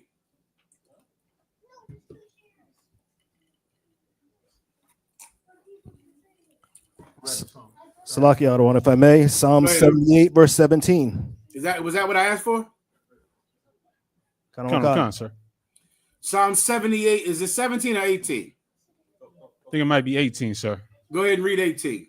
Khan, verse 18. Now let me give you some context. This is when the Israelites came out of Egypt. They're in Egypt. They're free. They were slaves for 350 years. Now they're free. They're free men and women. And this is what they did and said. Go ahead. Khan, Psalms chapter 78, verse 18. And they tempted God in their heart by asking meat for their lust. They tempted God in their heart because even though they were free, even though they had manna from heaven, they were angry because they didn't have enough flesh to eat, enough meat to eat to satisfy their lust. That's you on Thanksgiving. What is wrong with you that you treat a turkey like a crackhead? What is wrong with you? Don't you know you can make turkey any day you want? It's sitting there in the supermarket, along with that jelly garbage, that cranberry mess. If you love it, you could eat it. Last month, you could have ate it. You could have ate all of it you want. You know, you can make stuffing every day. It's full of magic sage stuffing. Full of your magic sage, so all of you hoes out there can cleanse yourself of your demons with your stuffing sage. Why don't you eat it in June? Eat it this summer. Eat it every day. Eat stuffing and cranberry sauce every day of the month of June. You're not going to think about stuffing in June because you are a lustful pig. You're only doing it because you're compelled to on Thanksgiving night. And not even love will stop you from doing it. Your lust demands it. Your lust. What else do we have here? Give me another one. Give me Proverbs 23 and 2. Wait, give me the Thanksgiving story first. You know what I want, Aishar? Come on, sir. Let me get that. You got the prologue to there. Not that. Give me the story, the video I just sent you right before class. Got that. Play this. Go ahead. What young people in the United States are taught is that a shared meal between indigenous people and European colonists should stand as the symbol of the colonial relationship, which is rather missing the point. There was indeed a shared feast between the Wampanoag people, who are the indigenous people in this story, and the English colonists of Plymouth Colony, better known to Americans as Pilgrims. Yes, indeed, they shared a feast because they were in the process of forging a mutual alliance of military protection and trade. think there are three main misconceptions around the history of the so-called first Thanksgiving. One is that the way the story is told would have us believe that the arrival of the Mayflower was a first contact episode. And it was nothing of the sort. The Wampanoag people had been in contact with Europeans for over a century, and those contacts had been overwhelmingly violent. They included clashes on the shoreline, but also a lengthy pattern of slave taking by the Europeans. A second... Pause. That's something else that a lot of blacks and Hispanics don't know. That the North American Indians were taken into slavery when the Europeans came to America. They've been doing it 100 years before the myth of Thanksgiving even took place. Before the mythological story of this meal that the Pilgrims had with the Wampanoag Indians, they had been killing the North American Indians, so-called, for 100 years and putting them in slavery. They went into slavery just like black people. The Hispanics went into slavery just like black people. All of us have been in slavery under the same enemy. Tenemos un enemigo común. We all have a common enemy, all of us. And they did the same thing to the North American Indians that they did to the tribe of Judah, so-called black people. Kill them and put them in slavery. And the Wampanoag Indians decided one day, we're going to try to have peace for mutual protection. We're going to be friends with these people who have been killing us for 100 years. The Wampanoag Indians decided to bury the hatchet, to forgive them. So they brought them over for a big meal of deer and, all types of other meats and mace and corn. And they fed them and helped them through this winter that was coming, hoping that if they did this, the white Europeans would stop killing them and stop enslaving them, and they could be allies. But as the Bible says, they make war with them that be at peace with them. That's what they do. That's in the Bible. After that meal, these so-called pilgrims, which are actually just European white settlers from England who came to settle in the Boston area of America, killed once they knew where the water was, once they knew where the fowl and where the animals were, once they knew they would not starve because the so-called Indians taught them how to find the food, how to find the water source, then they killed all of them just as they had been doing 100 years before. That's the story of Thanksgiving, boys and girls. That's the truth.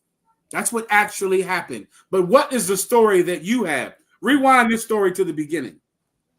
What's the story that we all believe? That white people and the North American Indians came together to love each other for a meal. This goes to what Commanding General Yohana just taught us. The white man is a psychopath. Right. And he needs you to love him even though he's killing you. It's a desire in his heart. The history of the North American Indian and white people is evident and clear and known. Yet white people still need Indians to love them. They need to know that you love us. We killed you. We hung you. But you love us, don't you? Don't you love us anyway? Don't you like us to be your master? Aren't you happy? Sing us one of those songs of Zion. Don't you smile? Smile more. Dance. Dance. I need to know that even though I've killed you, even though I've lynched you, I need to know you love me. I need to know you still love me. The white man is a psychopath, and that's why we have this story of Thanksgiving when everyone knows what white people did to the Indians. But this story is the need of white people to still be loved, even though they killed you. They need it. They need to know about it. Let me show you this. Play the beginning. And the beginning is saying what I just said. Go ahead. What young people in the United States are taught is that a shared meal between indigenous people and European colonists should stand as the symbol of the colonial relationship, which is rather missing the point. There was indeed a shared feast. If you think that they had this meal together and that is the relationship that pilgrims had with Indians, you're missing the point, because they killed virtually all of them to this day. And you're missing the point. I'm just explaining why you're missing the point. White people need you to love them after they kill you. It's a psychological desire. Can I show you it happening today? Give me Mark Norman, the comedian, speaking about the Mexican illegals that worked on his house. Now, I want you to watch this as a psychological profile to white people and compare this to the myth of Thanksgiving. Go ahead and play. Play from 07. Oh, I got 4 Mexican guys working on my house. They barely speak English. They're clearly illegal. They all are happy to be at work, and they voted for Trump. He killed it with the Latinos. That is for sure. But he killed it with the Latinos. Now, Asher, I don't know if anybody even understands this at all, but this is a white man who loves Trump. Why does he love Trump? Because he loves the thought of mass deportations. He loves it. That's why Donald Trump won. Donald Trump won because of mass deportations. White people love it. That's how Trump won the first time, because he said they're bringing the rapists, they're bringing criminals, because they hate Mexicans. And Trump said he was going to do mass deportations. This devil loves Trump because of mass deportations. Yet who's working on his house, Ashar? Who's working on his house? Those same Mexicans that he wants to deport. Those same Mexicans that he claims to want to deport, he hires them. Hey, devils, listen carefully, devils. Mexicans are here because there's work in your house. That's why they come here. If you would stop hiring Mexicans, then Mexicans would not come here. The reason they're here is because you hire them. This devil wants Mexicans to be deported, and he hires them. He hires them. And then he went over to them and he said, and he asked them who do they support? They said, "We love Donald Trump, sir. We love Donald Trump, Jefe. We love Donald Trump." The devil is he's such a psychopath. He doesn't know those Mexicans are afraid to say they hate Donald Trump because they're illegal. And they're trying to placate to this devil. They're trying to please him because they need his money. And they don't want him to report them. But in his mind, he loves the Mexicans because they're illegal, because he's hiring them, and because they love the thought of being deported. Devils, white people, do you think that Mexicans want to be deported? Do you think that they're saying, I can't wait till Donald Trump gets in the White House so he can deport my Mexican ass right where I belong, back to Mexico? Do you think that's what they're thinking? You're a psycho. You're crazy. You are insane. You think Mexicans are going, I love Donald Trump because he's going to deport me. He's going to get rid of me. He's going to make sure I can't have a job. I love it. But I know you think that that's true because you're a psychopath. And you need Mexicans to love you while you hire them because they're cheap labor. At the same time, you want to deport them and you want them to love the man who's going to deport them. That's why we have the Thanksgiving myth. Because I have to kill the Indians, hang the Indians, and the Indians have to sit down and have dinner with me. They have to sit at a table and hold my hand and pray, and I have to kill them, and I have to kill their children, and then we'll sit down and celebrate with the Indians. You're a psychopath. You're out of your fucking mind. And listen, and those of you who celebrate Thanksgiving, you make white people think that they're right because they enslaved you. They murdered you. And you eat Thanksgiving dinner, even though they killed you. Let me give you the difference. White people, the supporters of Donald Trump, they lost the last election. Did they not, Ashar? Biden won, and they lost. What did white people do? What did white people do when they lost that election, Ashar? They rioted, sir. White people went and stormed the Congress. They defecated on Nancy Pelosi's desk. AOC, the congresswoman from the Bronx, she hid in a bathroom stall in her office while men said, "Where is that bitch at? Where is that bitch?" And she was afraid of being raped. And she hid in a bathroom stall outside of her office. And she heard white people saying, "Find that bitch. Where is that bitch?" She hid in a bathroom toilet. That's what white people did when their candidate lost. Your candidate lost. She lost. You had Thanksgiving dinner. You did. When Trump lost the White House, do you know what happened in, was it Illinois? Who's the governor that's a white woman? Minnesota. Trump lost the last election. Do you know that a white hate group had a plot to kidnap the governor of Minnesota and kill her? Gretchen Whitmer. After Trump lost that election and Trump lost Minnesota, Gretchen Whitmer, the FBI foiled Michigan, a plot. sir. Say again? Michigan, sir. I'm sorry.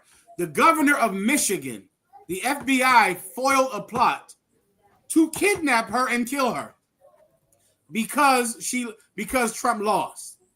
Now, your candidate lost. What's the broad's name who just lost? I don't forget. I got a terrible memory with names. Kamala, sir. Say again? Kamala. Kamala Harris lost. You sat down and had Thanksgiving dinner. You crowded the supermarkets to get potatoes and corn and to make that terrible dry-ass turkey that you make because you can't cook. You cooked Thanksgiving dinner when your candidate lost. When the candidate of white supremacy lost, they plotted to kill the governor of Michigan, and they took a defecation on the desk of Nancy Pelosi and tried to rape AOC in the Congress. Your problem is your lust proves that white people are right when they say you can kill them and they'll still love you.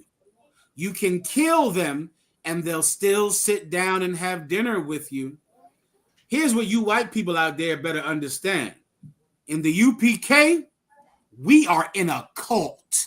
Damn right. We're not like them. We are nothing like the Christians. We are extreme.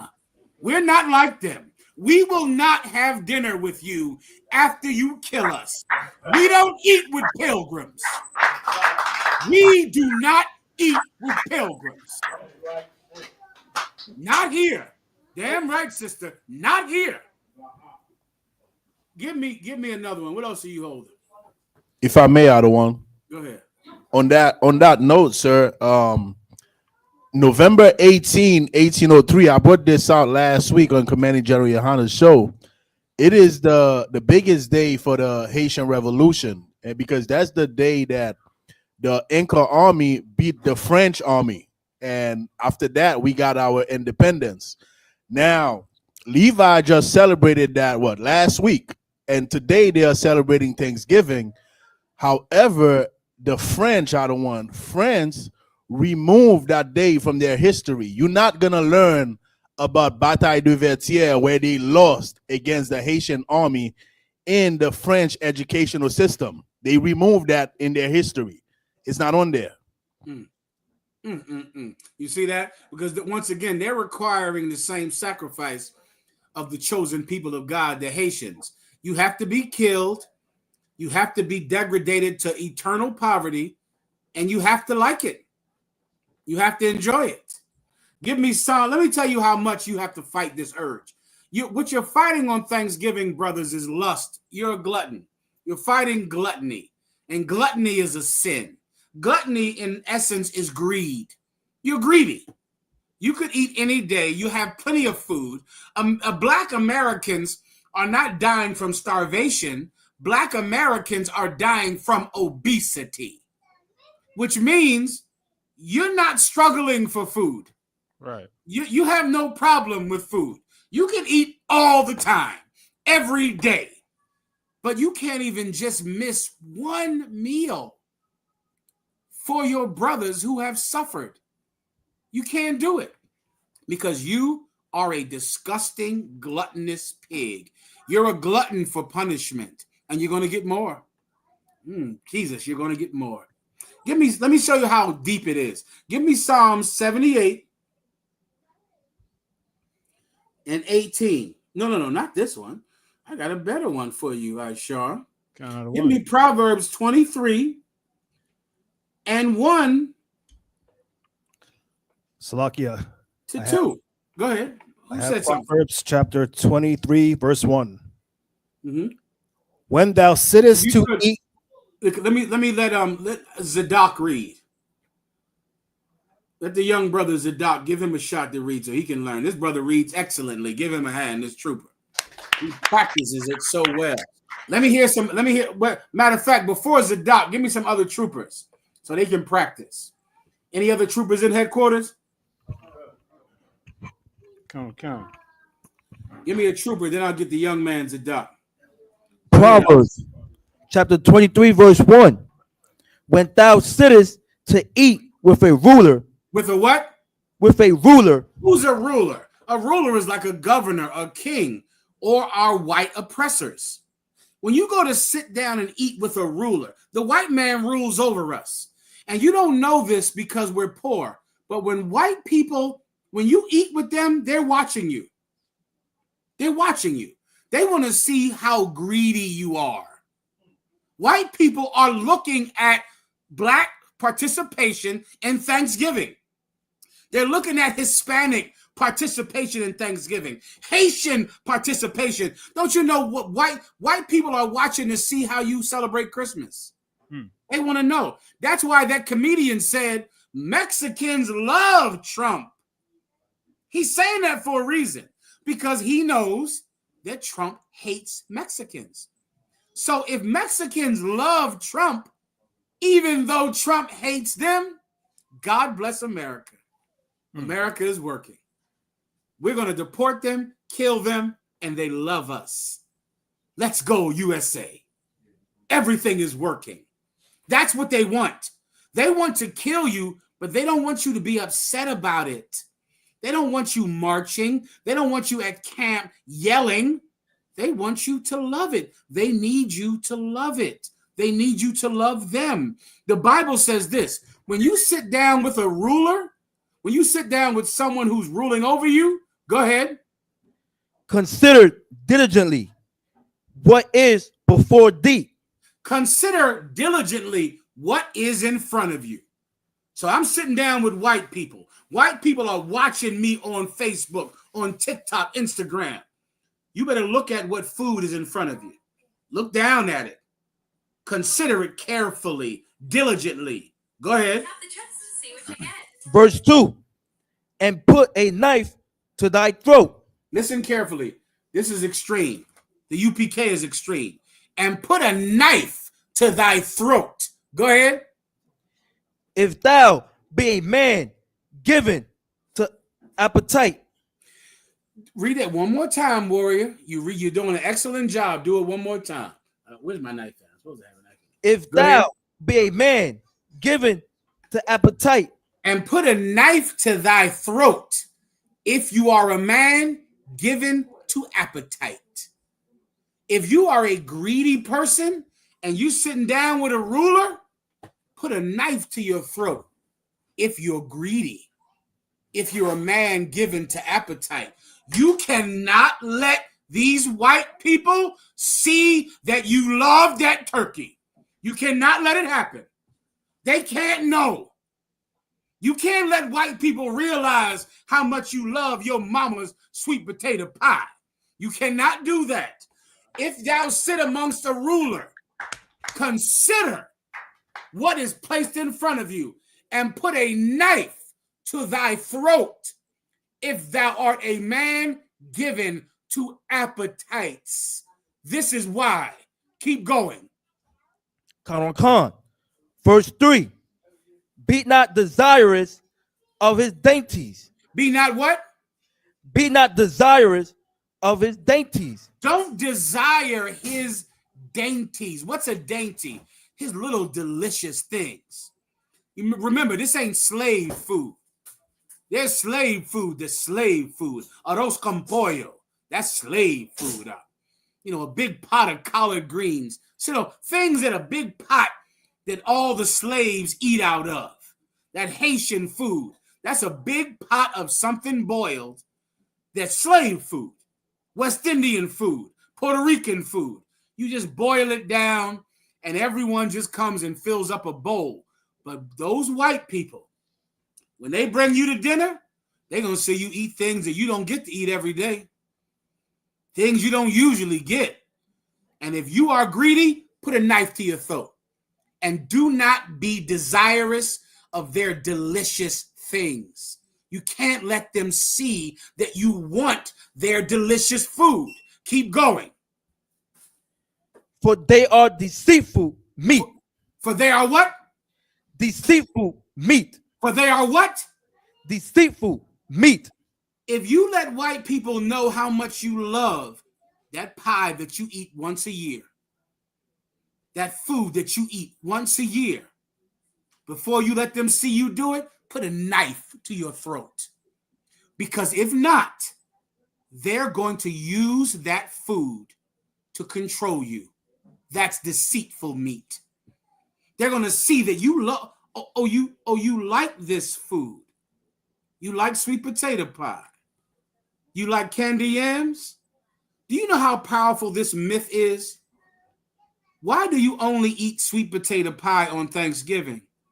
You could make a sweet potato pie every day, but you only eat it on Thanksgiving. And you show white people that you love Thanksgiving. Before you do that, put a knife to your throat. Don't let those white people know how much you love that food, because they're going to use that food to control you, because you are gluttonous. You should rather put a knife to your throat so that they never know. They never know how delicious it is to me, how much I like the smell of it, how much I wait all year to eat it. Put a knife to your throat first. That's what God said in the Bible. That's in the Bible. I just read it. Read it from the top uninterrupted. Go. Come to concert. Proverbs chapter 23, verse 1. When thou sittest to eat with a ruler, consider diligently what is before thee. Verse 2. And put a knife to thy throat, if thou be a man given to appetite. Verse 3. Be not desirous of his dainties, for they are deceitful meat. Well said, warrior. Well said. Don't let him know, Ak. Don't let him know how much you like it. That's deceitful meat. That meat is lying to you on Thanksgiving. It's lying to you. And white people see it. And you know what they say? It's working. It's working. They love us. We killed the North American Indian, and they love us. We enslaved them, and they love us. Eat. Sit down. Enjoy. I pray you understand. Give me, what other video do you have out that I need? Slocky, sir. I have the article on deportations in Texas. Well, I have that video that you mentioned with Tony Hinchcliffe and Jelly Roll. Give me that Tony Hinchcliffe one. Now, this is somebody named Jelly Roll, which I found out about today. His name is Jelly Roll. Speaking of gluttons, here's a disgusting glutton here, Jelly Roll, right? And I'm gonna show you who he had come out to his concert. All right, go ahead and play it. So baby, This is I shall stop. Happening. Tony Hinchcliffe is the devil who made that joke saying that Puerto Rico is a floating island of trash. And when he said the joke, first of all, let me get some comments from you brothers out there. When you heard about this joke about Puerto Rico being a floating island of trash, what did you think was going to happen? Who can tell the truth? When this joke got said, everyone gasped. Everyone said, oh no, he insulted Puerto Rico. Oh, this is going to hurt Donald Trump. This is going to hurt him. Because a comedian came out at a Donald Trump rally and called Puerto Rico a floating island of trash. Everyone knows that they thought Trump was going to lose because he insulted Puerto Rico. It was all over the internet, not in the UPK. We knew what would happen. This man that told that joke is now an American hero. He's a hero. He's at the Jelly Man concert playing the drums at the Jelly Man concert because he said Puerto Rico is a floating island of trash. Trump won this election because he's racist. Tony Hinchcliffe is more famous now than he ever was. More loved now than he ever was. Go ahead, I'll prove it to you. Go ahead and play it. Nothing. You gonna tell us a joke?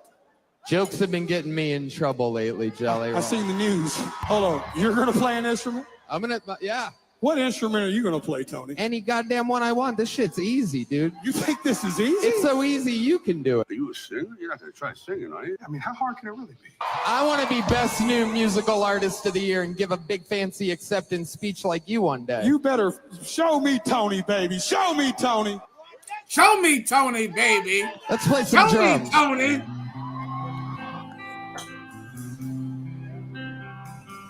Mama told me when I was young, she's here beside me, my only son. You can actually play. You'll find a one. I shall stop. Slocky, sir. I was wondering how long you were gonna let that song go. I went too long. I can feel it. You're right, I shall. Tony Hinchcliffe didn't hurt his career for saying something racist against Puerto Ricans. Tony Hinchcliffe helped his career. He's going to be more famous than ever because Donald Trump won the White House because he hates Puerto Ricans. And if you had Thanksgiving dinner tonight, you proved that he's right because you are the people he insulted. And you still went to that supermarket and bought that turkey. You still went to your aunt's house. I'm still waiting for someone who has family members that voted for Kamala and that were angry about the loss. How do you explain not canceling Thanksgiving in protest? White people wanted to kidnap the governor and kill her. You couldn't give up one turkey dinner for Kamala. You're a joke. Anything else, sir? Sir. We have the effects Do of. I have any more questions? Sir, there's quite a few questions. All right, let me try to get to some questions, and then I'll wrap it up. Go ahead, come on, Fuad. Sir, shout out to ISUPK Alaska. ISUPK Alaska, come on, warrior. I know the camp leader down there. He's a loyal brother in the UPK. Damn right. ISUPK Alaska. Salakia Alawat, if I may, can Revelation 3 and 16, Tawada, be a precept used with Ecclesiasticus 2 and 13? Is being lukewarm synonymous with being faint-hearted? All right, let me read Ecclesiasticus 2 and 13. Go ahead. I'm gonna get that for you real quick, sir. Also, Houston is able to hear us now. They fix their problems whenever you I'll get Houston after. I'll get Houston after this. Go ahead, Alaska. I'll get Houston real fast while I'm waiting. Unless you have it. Houston, are you there? Can y'all hear me? I can't hear a damn thing you're saying, Knock. Is your I still can't hear you. I'll come back to him. Go ahead. Keep going. Read Ecclesiasticus 2 and 13. Khan. Ecclesiasticus chapter 2, verse 13. Woe unto him that is faint-hearted, for he believeth not, therefore shall he not be defended. Absolutely. Faint-hearted is synonymous with being lukewarm. Absolutely, ISUPK Alaska. You're correct. I can't wait to get out there. You build that camp up out there. I'm going to ask Commanding General Johanna for permission to come out to Alaska, to come out there and see your work, brother. But I'm not coming until you have enough work for me to come see. I pray you understand. All right, anything else? Khan, sir. Sakun UPK asks, Shalom, sir, if you see fit, can I get a breakdown on Colossians 2 and 20 through 23, sir? The water for your excellent service, Lord. Please, the water for your service, Officer Sakun. I know your name. If I know your name, either it's a terrible thing or a great thing.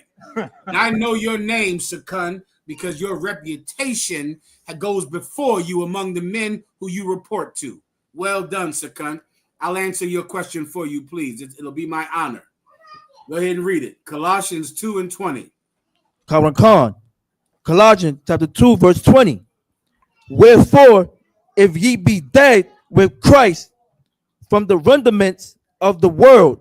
Let me stop you right there. Therefore, if ye be dead in Christ from the rudiments of the world. The rudiments of the world are the treasures of the world, the things that the world values. But when you're in Christ, those things are dead to you. You don't care anymore about, being some rich billionaire or becoming the Puff Daddy or becoming to be some rich man. That's the rudiments of the world. All of the riches, the whores, the wealth, those things subvert men. Men don't find God because they stop looking for God and start looking to be rich. They want to become rich men. They want to become Puff Daddy. They want to become R. Kelly. And so because of that, they stop seeking God. But when you are seeking Christ, you are free from the temptation of the rudiments of the world, the treasures, the temptations of the world. Keep going. Why, as though living in the world, are ye subject to ordinances? Why, as though living in the world, are you subject to ordinances? Let me catch up with you for 1 second now. Stand by. Where are we at? Colossians chapter 2, verse 20. No problem. Let me catch up with you 1 second. You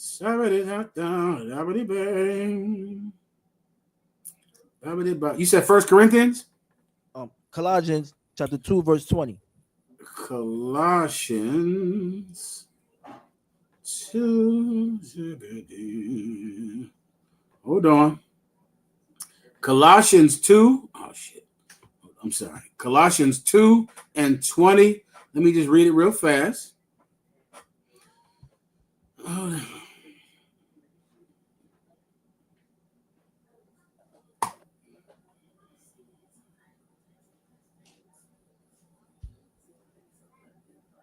I got you. Okay, read 2 and 20 again. Khan. Wherefore, if ye be dead with Christ from the rudiments of the world, why, as though living in the world, are ye subject to ordinances? That's excellent. Well, if you're not in the world anymore, then why are you subject to their traditions, to their rules? The rules of the world. What are the rules of the world? Give me one that's relevant right now today. You have to eat turkey on Thanksgiving. That's an ordinance. You have to do it. You have to celebrate birthdays. Those of you out there who are young in the truth, please do not say Happy Born Day if you're in the UPK. That is not something we do in here. Do not say, I want to say Levi, Happy Born Day. Levi, that's a birthday, young brothers. Don't do that. Everybody understands? That's not why. Why do you still feel compelled to go to Thanksgiving dinner if you're in the truth? Why do you feel that? No one is going to imprison you if you miss Thanksgiving. Why do you still feel the feeling of I have to get my mother a Mother's Day gift? Why do you feel that feeling? Will you go to prison if you don't? Will you be fined money if you don't? Why do you feel like I cannot get another woman just because I already have one? Is that not an ordinance of this world, Trooper? Trooper that's reading. What does the world say? If you want to go out and get another woman, something pretty and loyal and dutiful and wonderful and faithful. If you already have a wife, what does the world say? To be monogamous? That's what the world says. Why do I have to feel like I have to be monogamous when I'm not in the world? I'm not in the world. I don't have to have only one wife. I'm not in the world. Once again, there is one last persecuted sexual preference, and that is a man who wants to marry more than one wife. That is the only sexual preference that is still persecuted in this world. Even children can go have stripper story time in schools with children. A little 9-year-old boy can dress up like a girl and go and do a sexual dance in a school. Even children, you can have sex with them today. Am I making this up? Ashar? Sir. Give me a little 9-year-old boy doing a striptease. Give me a 9-year-old child stripping and stripping for strippers. Give me that, a boy. There is only one sexual preference that is still being persecuted, and that's a man that wants to have more than one woman. Why? You go to jail for that. If I go decide to gather up all my ribs and go get a marriage license with each one, because I want them all to share in all of my riches when I die. Salaki, sir. Salaki, sir. I want y'all all to get some. I want y'all to split it equally. I don't want y'all to fight over my millions. I don't want them to fight over my millions when I die. So I want them all to have a marriage license, so they can split my millions evenly when I die.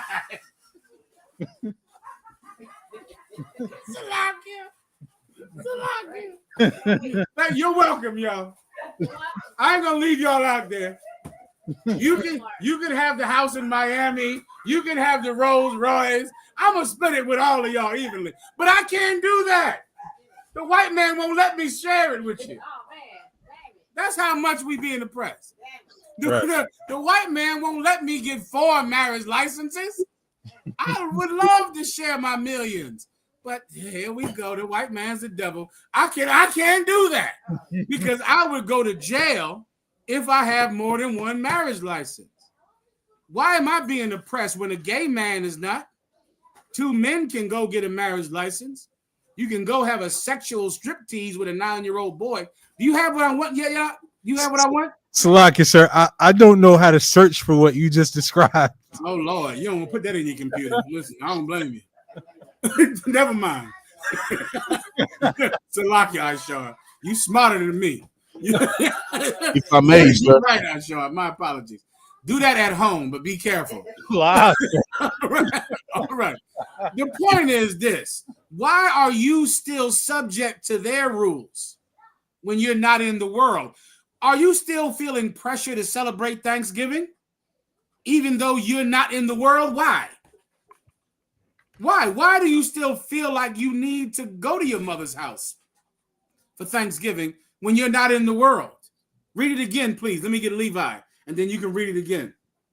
If I may, since we couldn't find that video, I'll tell you something real quick that my daughter shared with me last week. She was confused telling me the story, So it's a man, it's a woman with a beard, but that sounds like a man. So as she was telling me, and it came out because I was asking her questions. I always ask her questions. What happened in school? What did they teach her? Did they say anything inappropriate? To always tell me these things.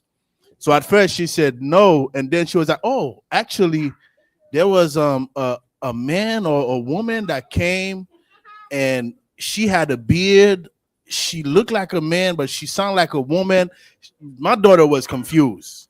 She was totally confused. It was two of them, but what the point of them coming to the school was to teach about tolerance, to teach the kids about tolerance. And she's 11 years old, so she's in the 6th grade.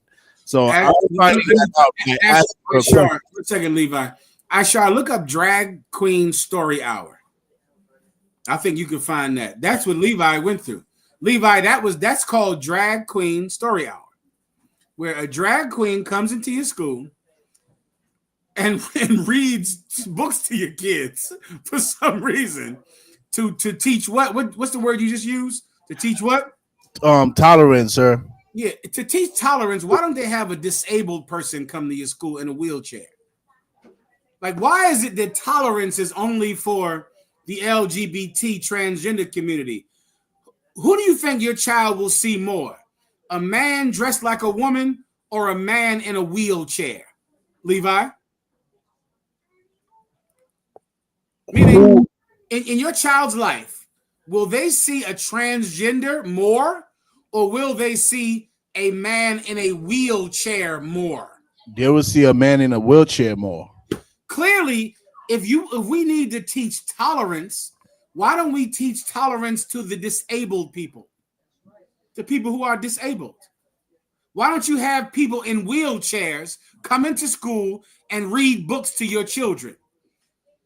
Did your daughter say someone who didn't have any arms and legs came into their school to read?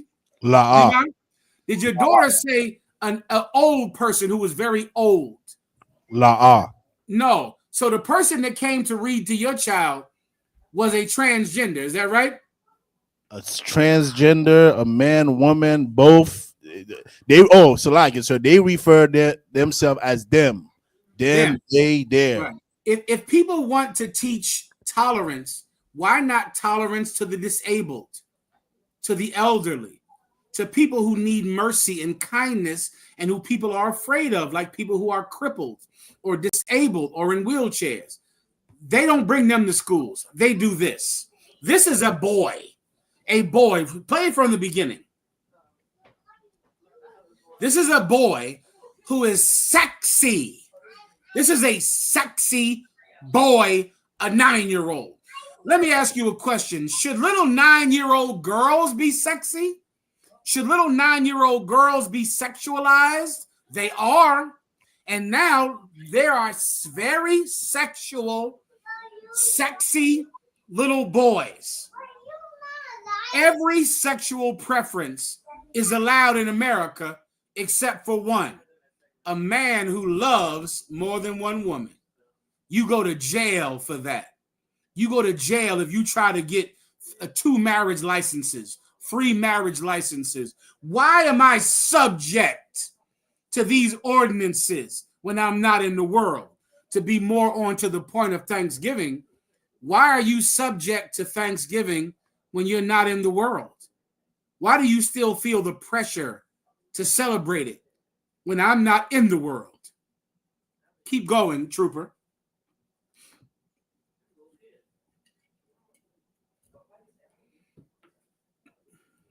Child abuse. That's right, Adar, Howard Duck.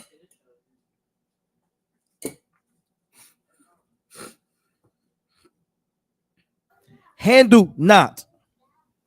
Verse 22. Which all are to perish with the using. Which all, that's 1 second, trooper. You're right about that. Which all are to perish with the using. When you begin to use these ordinances, when you celebrate Thanksgiving, even though you don't have to, when you celebrate Christmas, when you don't have to, you perish with the using of these ordinances, of these rules, of these traditions. Why do you have to do them? You're not in the world anymore.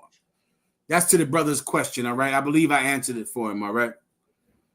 All right. You damn right. One West Princess, Maya Kal. That's shameful to the parents. That's shameful. You're right. They should lose that child. Child services should take that child away, but they won't. They won't do that. But some brother's baby's mother is going to go into court and say, my baby's father is in a cult. He's in a hate group. He shouldn't be able to see his children.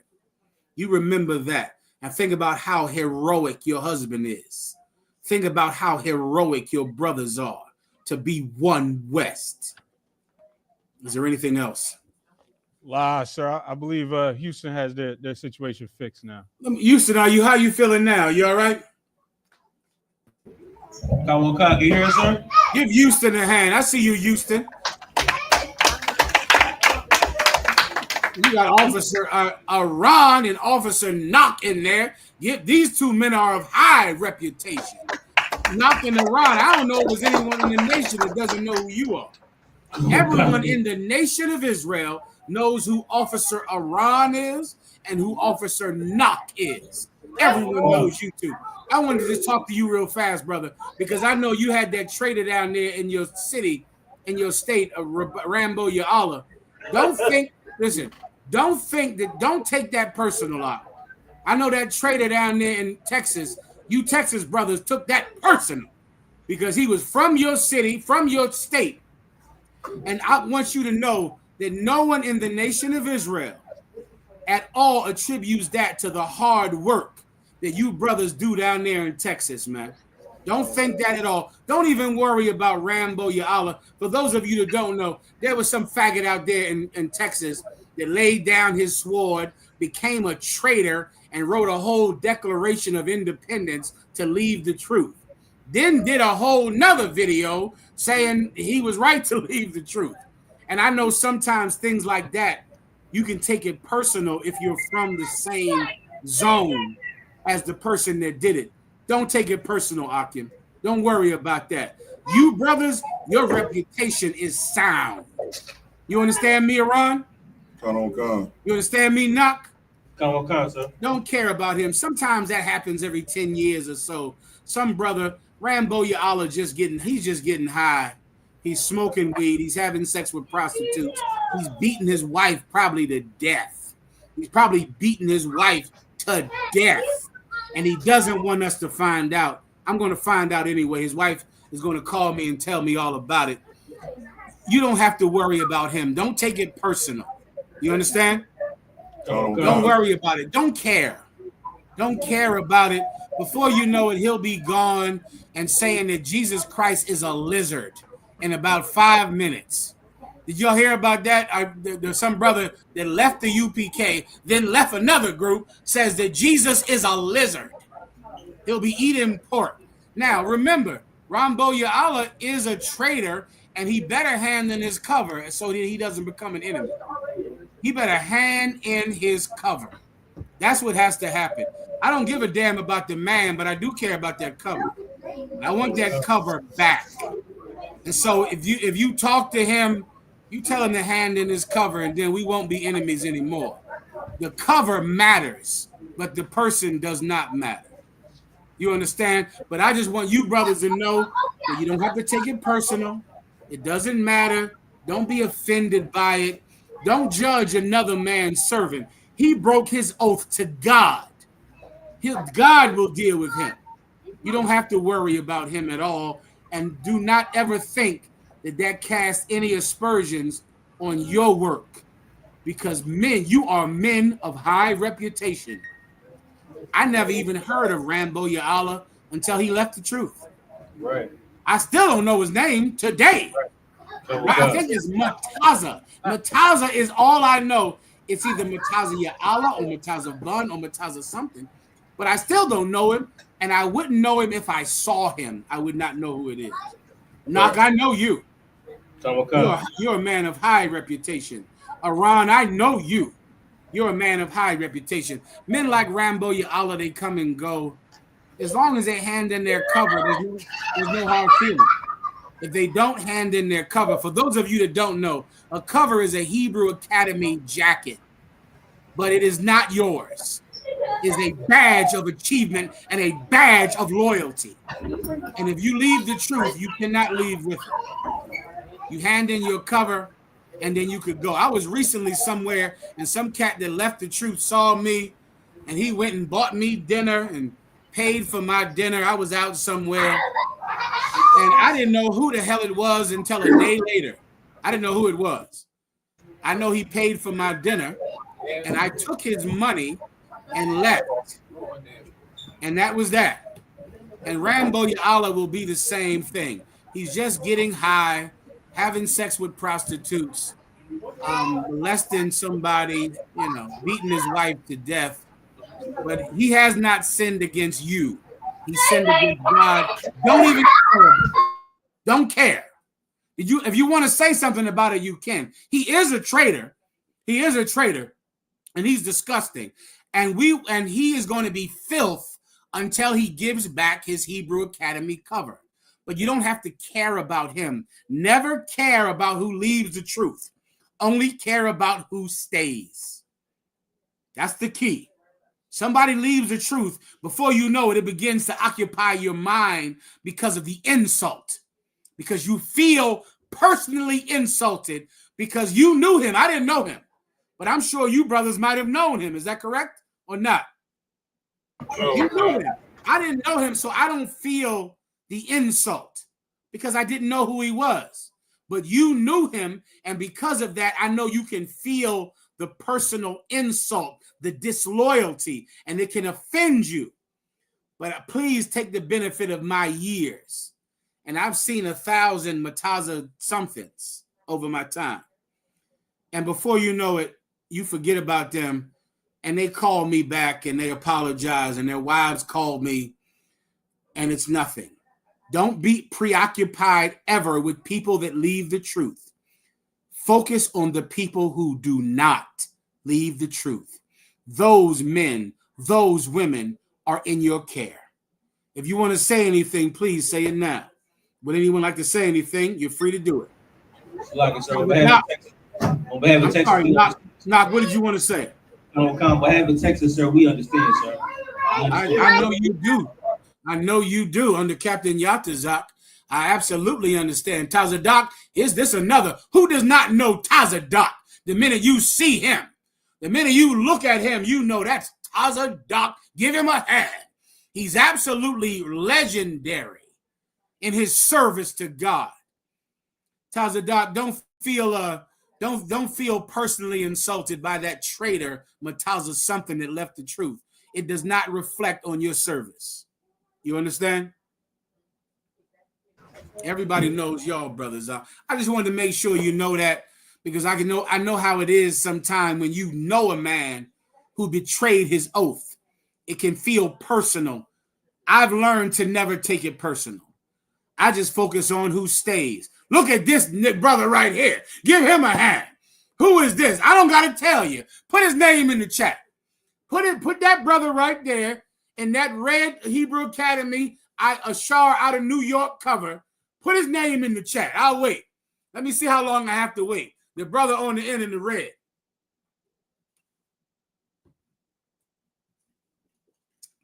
Ashar, get the new videos up that we need to go over, all right? I got the one ready for you with the lizard. Do you have the lizard ready? Here's the future of Rambo Ya'ala. Who said that? Shasha Magun ala Wat Kwabala Moth. Goddamn, Malak. General Kwabala Moth. Motazalaya Malak Wath. I see you. Shapat, Officer Malak Wath. Yakwana Malak Wath. Zakwaya Af Malak Wath. You see, Malak Wath, your reputation is sound.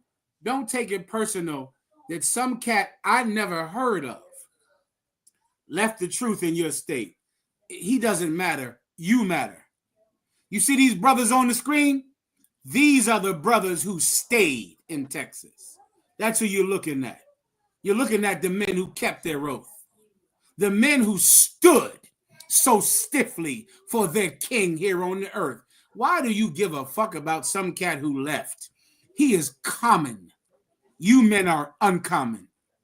You men are uncommon. That's Malakwath. Malakwath, I just wanted to make sure that you brothers knew don't care about him. Don't occupy yourself on some gun nut in the woods who beats his wife to death and gets high, whose wife is going to be calling me, talking to me, and I'll have to talk to her and convince her not to have sex with another man for about a year. But after a year, somebody is going to have sex with your wife. I'm warning you right now. You brothers that leave your wife when you leave the truth, your wife will be forced to wait for you to come back in the truth for about a year. But after a year, somebody is going to put such good UPK rod into that woman that she'll forget whoever left her. Am I making this up? I mean what I'm saying. I lie not. When the unbelieving depart, let them depart. A brother or a sister is not in bondage in such cases. Brothers, you don't know this, but I'm going to tell you out of love. When you leave the truth, your wife is not going to leave. She'll come back. She'll call the school and say, he's beating me. He's having sex with whores. I'm staying. I said, okay, sis. And then inevitably the brother leaves the wife because he doesn't want to stay with her because his wife decides to stay in the truth. I'll wait for about a year. I'll wait. About a year later, some young hardcore brother who has let me tell you who's going to marry Rambo Allah's wife when he leaves the truth. I'm gonna find a brother who buys 3 shoes. Do you hear me? He buys three Jordans now. He got 3 Jordans. He goes to the shoe store. You know how you buy some boots to go to camp? When I find a new man to marry Rambo Allah's wife that stays in the truth when he leaves her, that brother buys 3 boots. Yikes.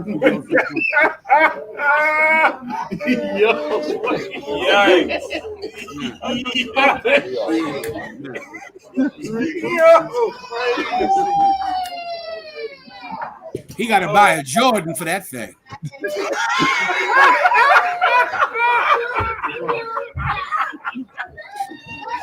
Oh my God, bro. It's up to you. Y'all think them bitches love y'all so much. Them women love you because they thought you were one West. Right. How soon until your wife realized that you hate your brothers and you don't love the brothers in the school? You think they're going to keep loving you?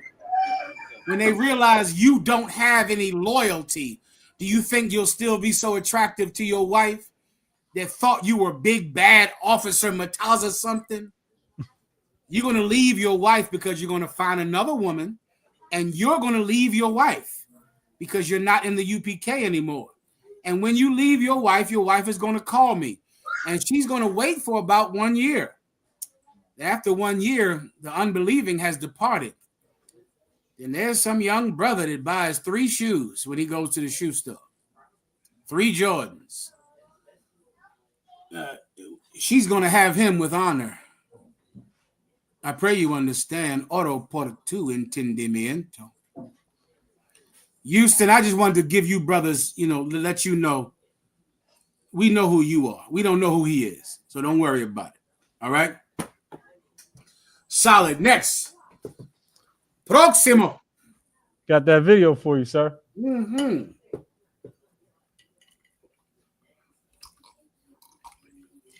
I don't know who this even is. Who is this? I don't recognize this cat. Do you know him, Aishar? This is the leader of the group that broke off from the group that broke off from the group that broke off. Okay. All right, then. So he says, Jesus, what does that say? Jesus the serpent. Well, I'll be damned. If somebody could find me the video where Nate talked about how his group made everybody eat bacon, I know Ibaja has the video. But ask him. Go ahead and play a taste of it if I need to. Go ahead. So when they tell you I beat my wife, say, wait, Allah decreed I beat my wife. And Anthony Rogers' God decreed I beat my wife. Why are you upset? I couldn't resist God's will. Right? God damn. Jesus is the serpent. Welcome to my 3-part series, Biblical Reptilians. You might be asking, is Jesus the serpent of Genesis and creation with Adam and Eve? We all know the story. The serpent in Revelation? Yeah, biblical reptilians from Genesis to Revelation. Now, do I mean shapeshifters and evil demons? And some people may paint it that way or explain it that way, but not quite so. Reptiles breeding reptiles breeding reptiles. That's in this enough. process, okay? That's enough. If I could, sir. Don't leave the truth out. You don't know that that's what's going to happen. You're going to leave the truth because you're so angry at me. That's why most of you leave the truth, because you hate me, because I'm running you out of here. I'm running you out the school as fast as I can. Don't tell General Yohana. Don't mention it. But I'm running you out the school. Keep it quiet. Because he's not going to like it, because he loves you and he wants you to grow and he wants to forgive you. I, on the other hand, am kept down by his mercy. I am curtailed and caged and chained by General Yohana's mercy because I don't feel the same thing. I'll run you out of this school and be so happy when you leave. And then 1 year later, it'll be a new officer, Mataza. I'll give him your same name. Same name. And he buys 3 boots for camp. 3 boots. Anything else, Aisha? If I could, sir. That is the same dude that made that whole issue recently about wanting to debate Captain Zaryak so bad. You kidding. You're joking. No, that's the guy. Where's Zaryak out of town? I got to ask Zaryak about him. Well, anyway, you're going to be worshiping Lizard Jesus in a second, too. That'll be you.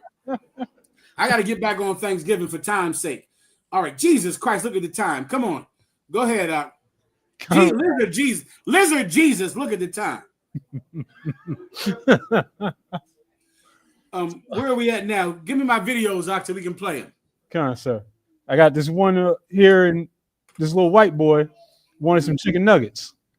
Oh, look at this here. For those of you that think that it's a lie, that there is a such thing as white supremacy, white privilege, let me show you a story that happened this week. Go ahead.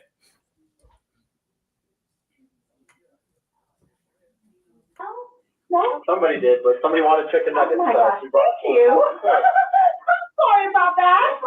Oh my goodness, did you take my phone? No, thank you. Listen now.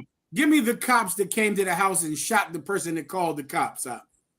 You know what I want out? You know what I'm talking about? I don't know what kind, sir. This little white boy, bless his little heart, he called 911 and he asked the cop for some chicken nuggets.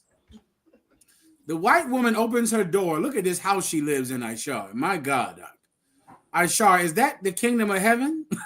I mean, Aisha, I don't even know what I'm looking at. What does that say? The happy friends? It says the hey friends. Hey friends. Ashar, can you imagine being raised and growing up in this house?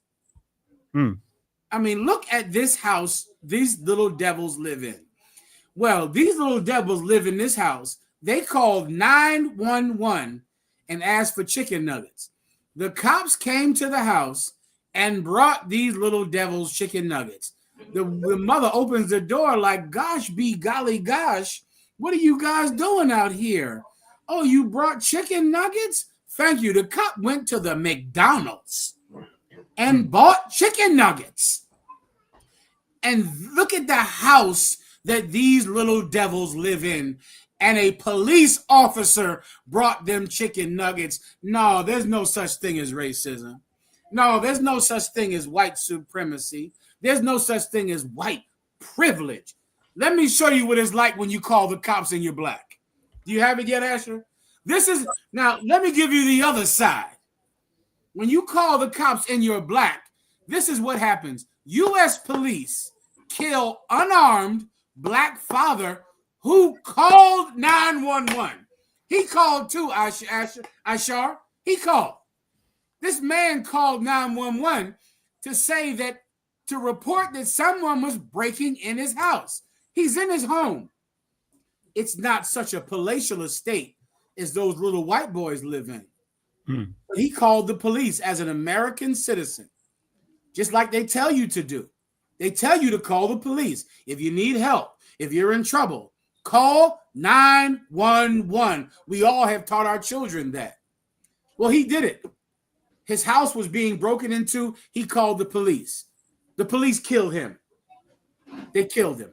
Here's the video of the police killing him. Go ahead. Kick it, kick it, kick it!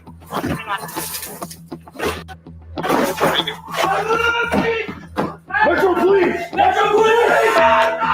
Metro Police! Metro Police! Hey, drop the knife! Drop the knife! Done. Asher, I wish we could time how long it took for them to say drop the knife and for them to kill the person. I think it might have been us a second. Play it again. Let's time it, Asher. Ishar Salakia. Time it for me.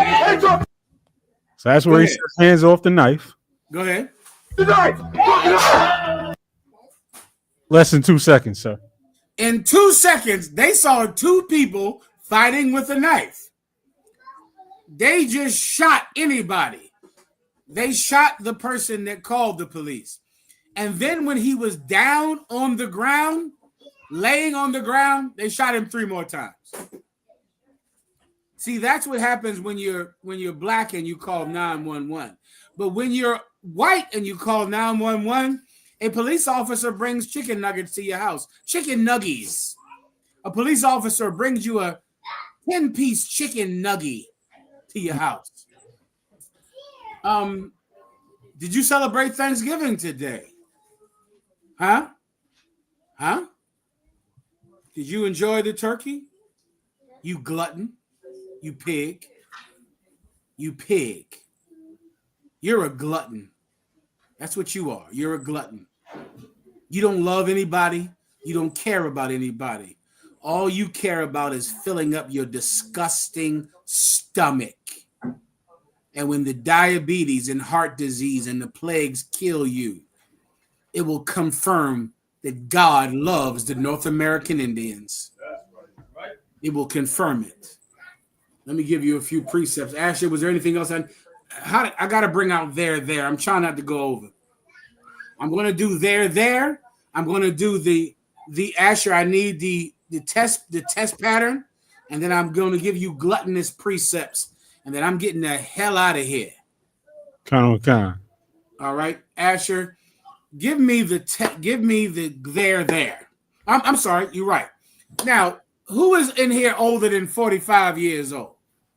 Anyone? Let me see headquarters. Yeah, I know you got your hand up. Look at the gray beards in there. Got the hand up.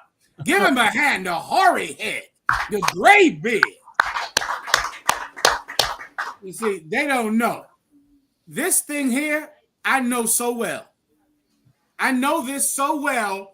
I've seen this countless times. Put it back up on the screen if you don't mind. When I was young, let me give you some personal information about me that I never give out, but I'll give you a little. I have always had a problem sleeping. I can't sleep. I stay up all night. I can't sleep. I couldn't sleep my entire life. At 4 a.m., back when TV was black and white. Now, they had color TV, but we had a black and white TV because we were not white people. My TV was black and white. And at 4 a.m. every night, when I was 8 years old, 10 years old, 12 years old, 15 years old, at 4 a.m., this would come up on the screen. And it is called the Indian Head Test Pattern, meaning that back then there were only 3 stations, and there were a few local stations on top of that. But at 4 a.m., all the stations cut off, and they cut off until 6 a.m. So for 2 hours, this was all that was on TV. This Indian head test pattern. I grew up seeing this. Now I'm going to look it up online. You tell everyone what this is, Ishar. Con, sir. This is the prologue to a book called They're There by Tommy Orange. There was an Indian head, the head of an Indian. The drawing of the head of a head-dressed, long-haired Indian depicted, drawn by an unknown artist in 1939, broadcast until the late 1970s to American TVs everywhere after all the shows ran out. It's called the Indian head test pattern. If you left the TV on, you'd hear a tone at 440 hertz, the tone used to tune instruments, and you'd see that Indian surrounded by circles that looked like sights through rifle scopes. Play the tone. The tone is on this video.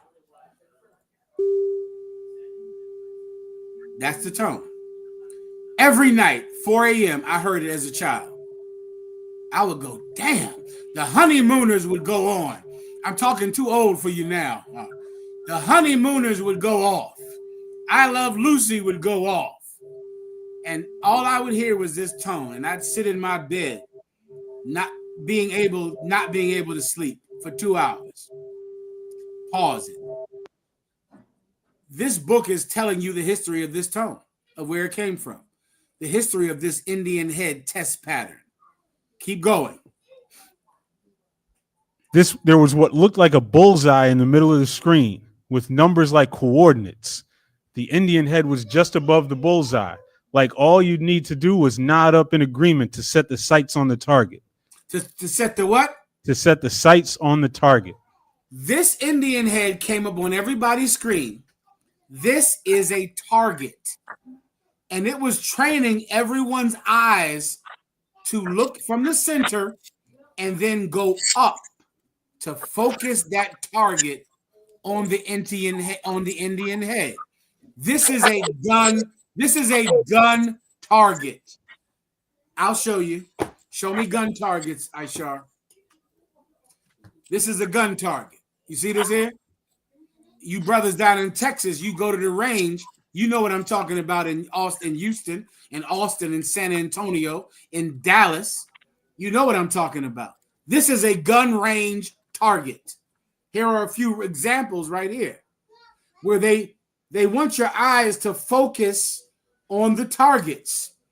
And the Indian head target, they want you to start in the center and go up so you can target the Indian head to imagine, to fantasize about shooting the Indian. You remember that when you ate Thanksgiving dinner tonight. This is my childhood of seeing this. It's a gun target. It's a gun target in the early 80s, not in the 1600s. In 83, 85. I watched this every night. So you can imagine hitting these targets. Imagine hitting the head of this Indian, playing cowboys and Indians.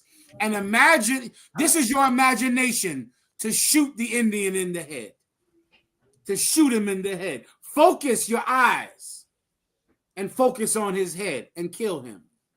Kill this Indian. This was in the mind of everyone that watched TV late at night. You celebrated Thanksgiving today because you don't love anyone but yourself, and you're a greedy fucking pig. You're a greedy pig. This is a target that they literally put on the heads of the chosen people of God. The Seminole Indians, the Iroquois, the Natchez Indians, the Lumbee Indians. They put it on their heads every day for everyday Americans to imagine killing them, to imagine it, to think about it every night before they go to bed. Keep reading. They're there. Also, those of you out there, shout out, what's the brother out there in Canada, Barack Allah? Am I right about his name? Con, sir.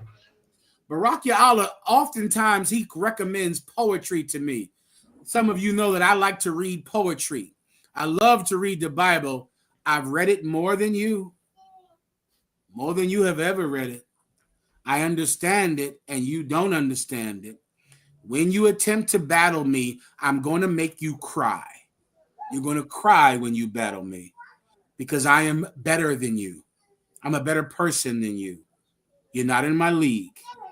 I've been trained at the feet of Commanding General Yohana since 1996. You can't battle me in a battle. I would love to battle you. I would love to do it, but I'm trying to help you. This brother knows that I like poetry. He sends me poems. He sends me books to read. He sent me 2 books that are excellent about the French and about the French oppression that they put on the islands that the French rule over. Barack Allah out of Canada. Give him a hand. Barack Allah. Listen, if you want to read an excellent book that might spark compassion for the North American Indian, read a book called There. It's hard to read and not feel compassion for your brothers. Maybe you'll forget about how much you want to eat cranberry sauce and candy yams because you feel for someone beside yourself, you greedy fucking pig. Keep reading from There. He's reading a book. He's reading an excerpt from There right now. Go ahead. Colonel Khan. In 1621, colonists invited Massasoit, chief of the Wampanoags, to a feast after a recent land deal. Look that up. The Wampano Indians, where are they at? Look up the Wampano Indians and to tell me what area are they in. Go ahead. The northeastern woodlands, sir. Ain't that something? You know where northeast is, Aishar? Colonel Khan. That's where the Pilgrims are. All right? That's where the Pilgrims live. The northeast of America. That's Boston, Massachusetts, Rhode Island. This is about Thanksgiving. This is the real story of Thanksgiving. Thanksgiving. What's the name of the place? I mean, what's the name of the tribe? The Wampanoags. The Wampano Indians were in the Boston area. These are the real Indians of Thanksgiving. This is what really happened on Thanksgiving to the Wampano Indians in the Boston area, which are the tribe that Thanksgiving is based on. Keep going. Colonel Khan, sir. Massasoit came with 90 of his men. That meal is why we still eat a meal together in November. But that one wasn't a Thanksgiving meal. It was a land. This meal, the Wampanoag Indians came to a meal with British settlers who came from Great Britain because they wanted religious freedom. They just didn't want to give anybody else religious freedom. And they brought 90 men to a meal with these settlers from Europe. Keep going. It was a land deal meal. Keep going. 2 years later, there was another similar meal meant to symbolize eternal friendship. 200 Indians dropped dead that night from supposed unknown poison. As I know you don't know about this because you're so busy eating sweet potato pie, but the so-called white people who made friendship with the Indians poisoned them with tuberculosis-laden blankets. When they made the deal, the so-called Indians are out living outside in the cold. So to be friends, they gave them blankets. Here are some blankets for you. You gave us food. You showed us how to get water. We'll give you blankets to sleep outside. Those blankets were blankets that previously were the blankets of tuberculosis patients. So imagine one of the white people had tuberculosis. They wrapped up in a blanket. Once the white man died, they took that blanket and gave it to the Wampanoag tribe. And that's how tuberculosis destroyed the Wampanoag Indians, with tuberculosis-laden blankets. Happy Thanksgiving. That's the true story. Keep going. By the time Massasoit's son Metacomet became chief, there were no Indian pilgrim meals being eaten together. Metacomet, also known as King Philip, was forced to sign a peace treaty to give up all Indian guns. This tribe had so much tuberculosis, so much death, so much murder, they stopped eating with each other. And then the so-called North American Indians had to make a deal for survival because they were dying so much because white people poisoned them and shot them and killed them. Happy Thanksgiving. Keep going.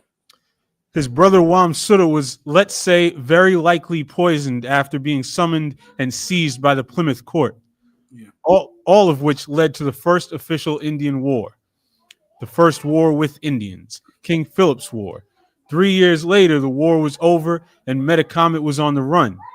He was caught by Benjamin Church, captain of the very first American Ranger Force, and an Indian by the name of John Alderman. Metacomet was beheaded and dismembered. He was what? Beheaded and dismembered.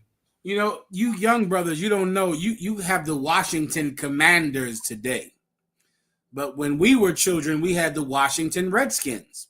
And the Washington Redskins, similar to the Indian head test pattern, was the Indian head. An Indian head.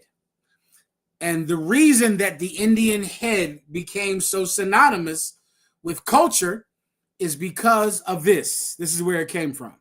Because they chopped the head off of this chief and killed him and then paraded the head around in glory like you would a deer's head that you put on a wall. A stuffed deer head that you would mount on a wall. It became famous. It became so famous. This Indian head. Keep going.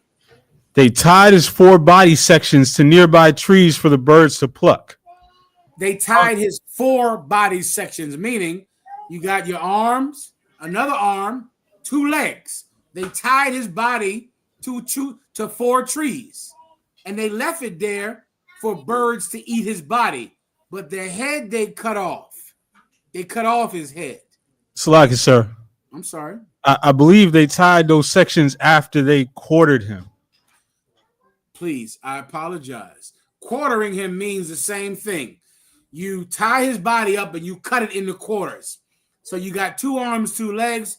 You split it down the middle to cut it into 4s. 2 heads, 2 legs. You cut it up into 4 pieces, 2 heads and 2 legs. And you just leave it there for the birds to eat. Because you want every North American Indian tribe to walk outside every day and see the example of rebellion against white supremacy. Every child had to see that.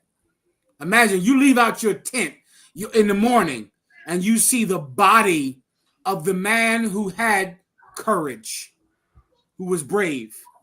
Before you know it, bravery is rare among your tribe. I'm from the tribe of Judah. They did it with us with lynching people, with the strange fruit that set on southern trees. That's what Billie Holiday sung about. She would have to come outside, Billie Holiday, and see a dead body that you were not allowed to cut down. You could not cut it down. You had to leave that dead body on that tree. Everyone saw it. It was stinking and festering, but everyone was too afraid to cut it down because Master said, leave it there. Leave it there for them that might think to have courage later. The same thing happened with the North American Indian.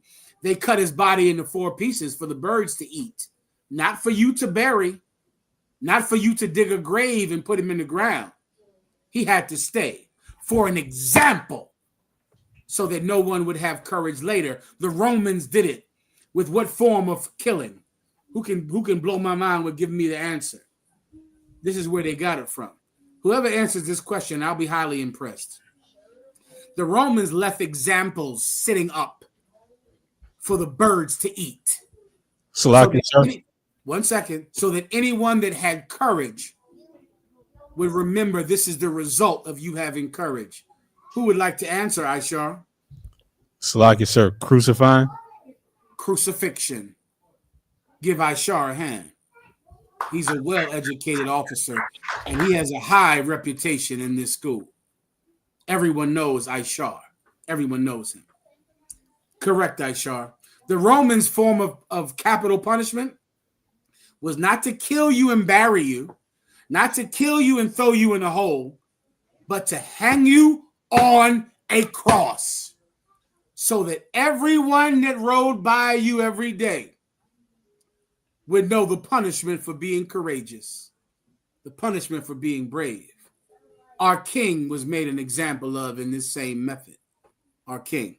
And he was hung there for hours and hours and days and days. He was hung there. He was hung there. Happy Thanksgiving. Happy Thanksgiving.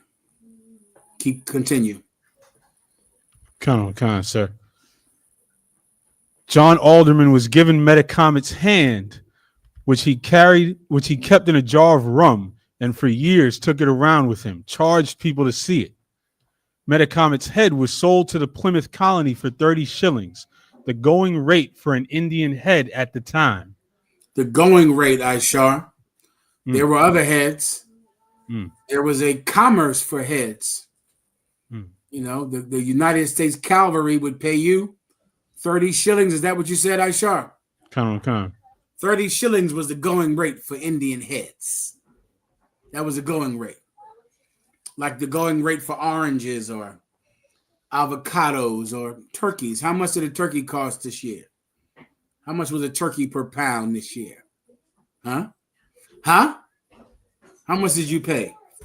How much did you go and stand in a long line in the supermarket so that you could show white people that you're not mad about slavery? So you could show white people you're not mad that Donald Trump won. You're not mad about oppression. What's the going rate on a turkey this year? Well, at one time, there was a going rate on a Indian's head, and it was 30 shillings. Continue. The head was spiked and carried through the streets of Plymouth before it was put on display at Plymouth Colony Fort for the next 25 years.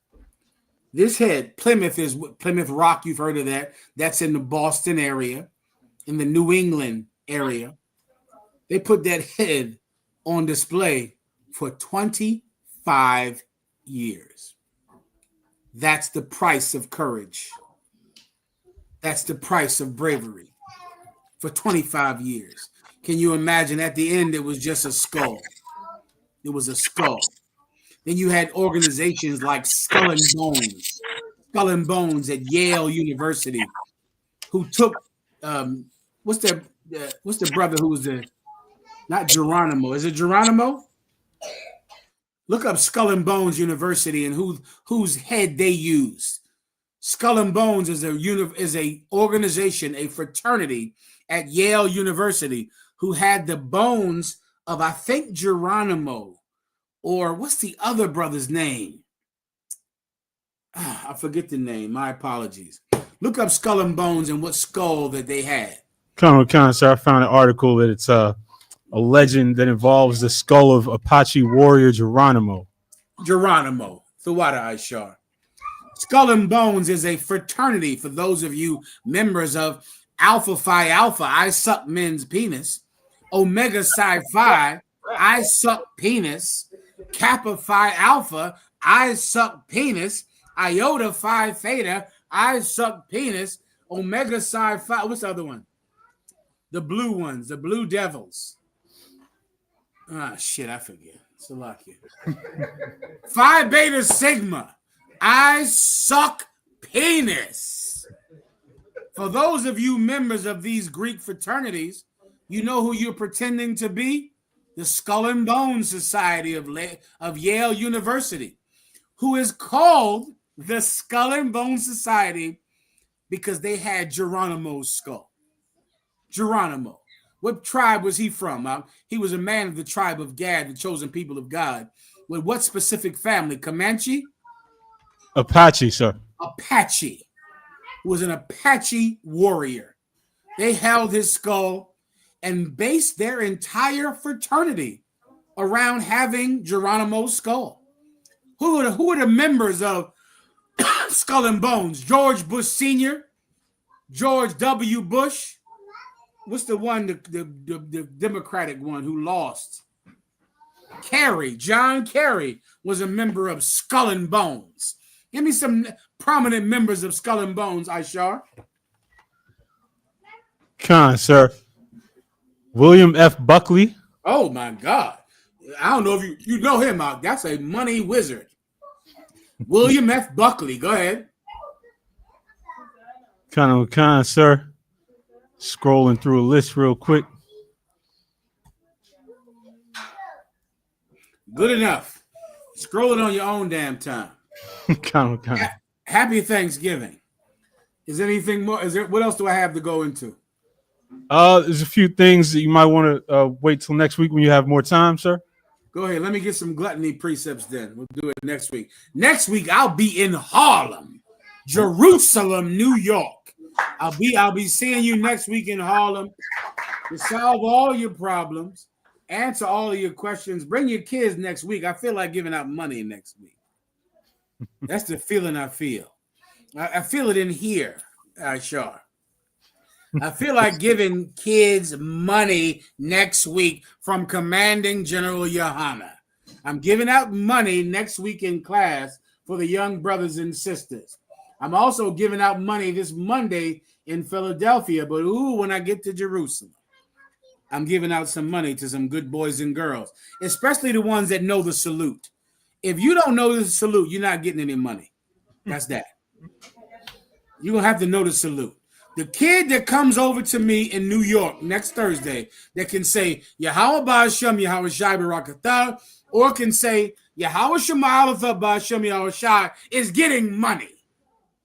If you don't know the salute, you're not getting any money. Also, I want to know what tribe you are.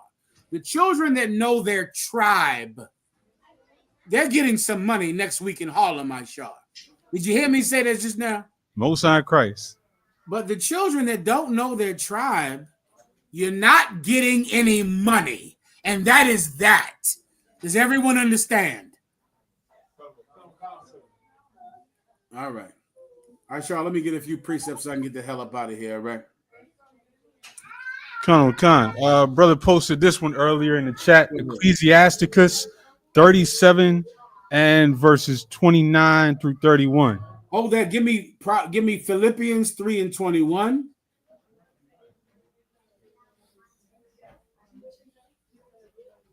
Give me Philippians 3 and 19 and Philippians 3 and 21. I need those two.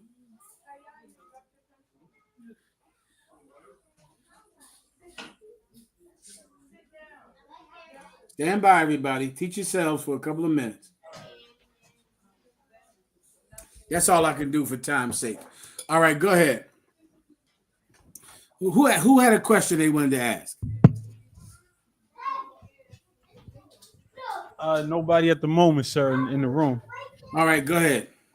Khan, Philippians chapter 3. No, I'm sorry. You said something else before that, Aishar. What'd you say? There was one in Ecclesiasticus if you wanted it.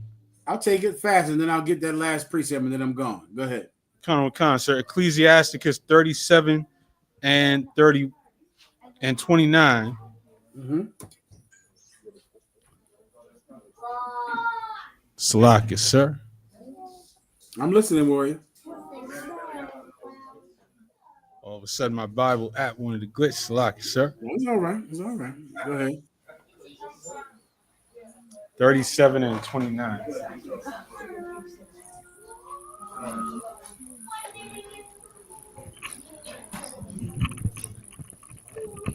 Ecclesiasticus chapter 37, verse 29.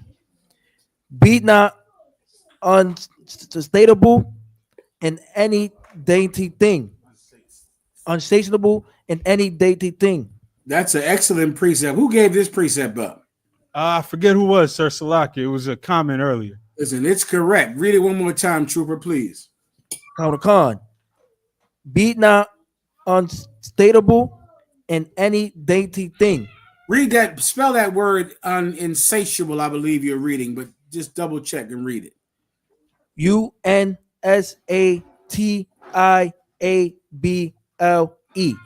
That sounds like unsatiable. Is that correct, Aishar? Con.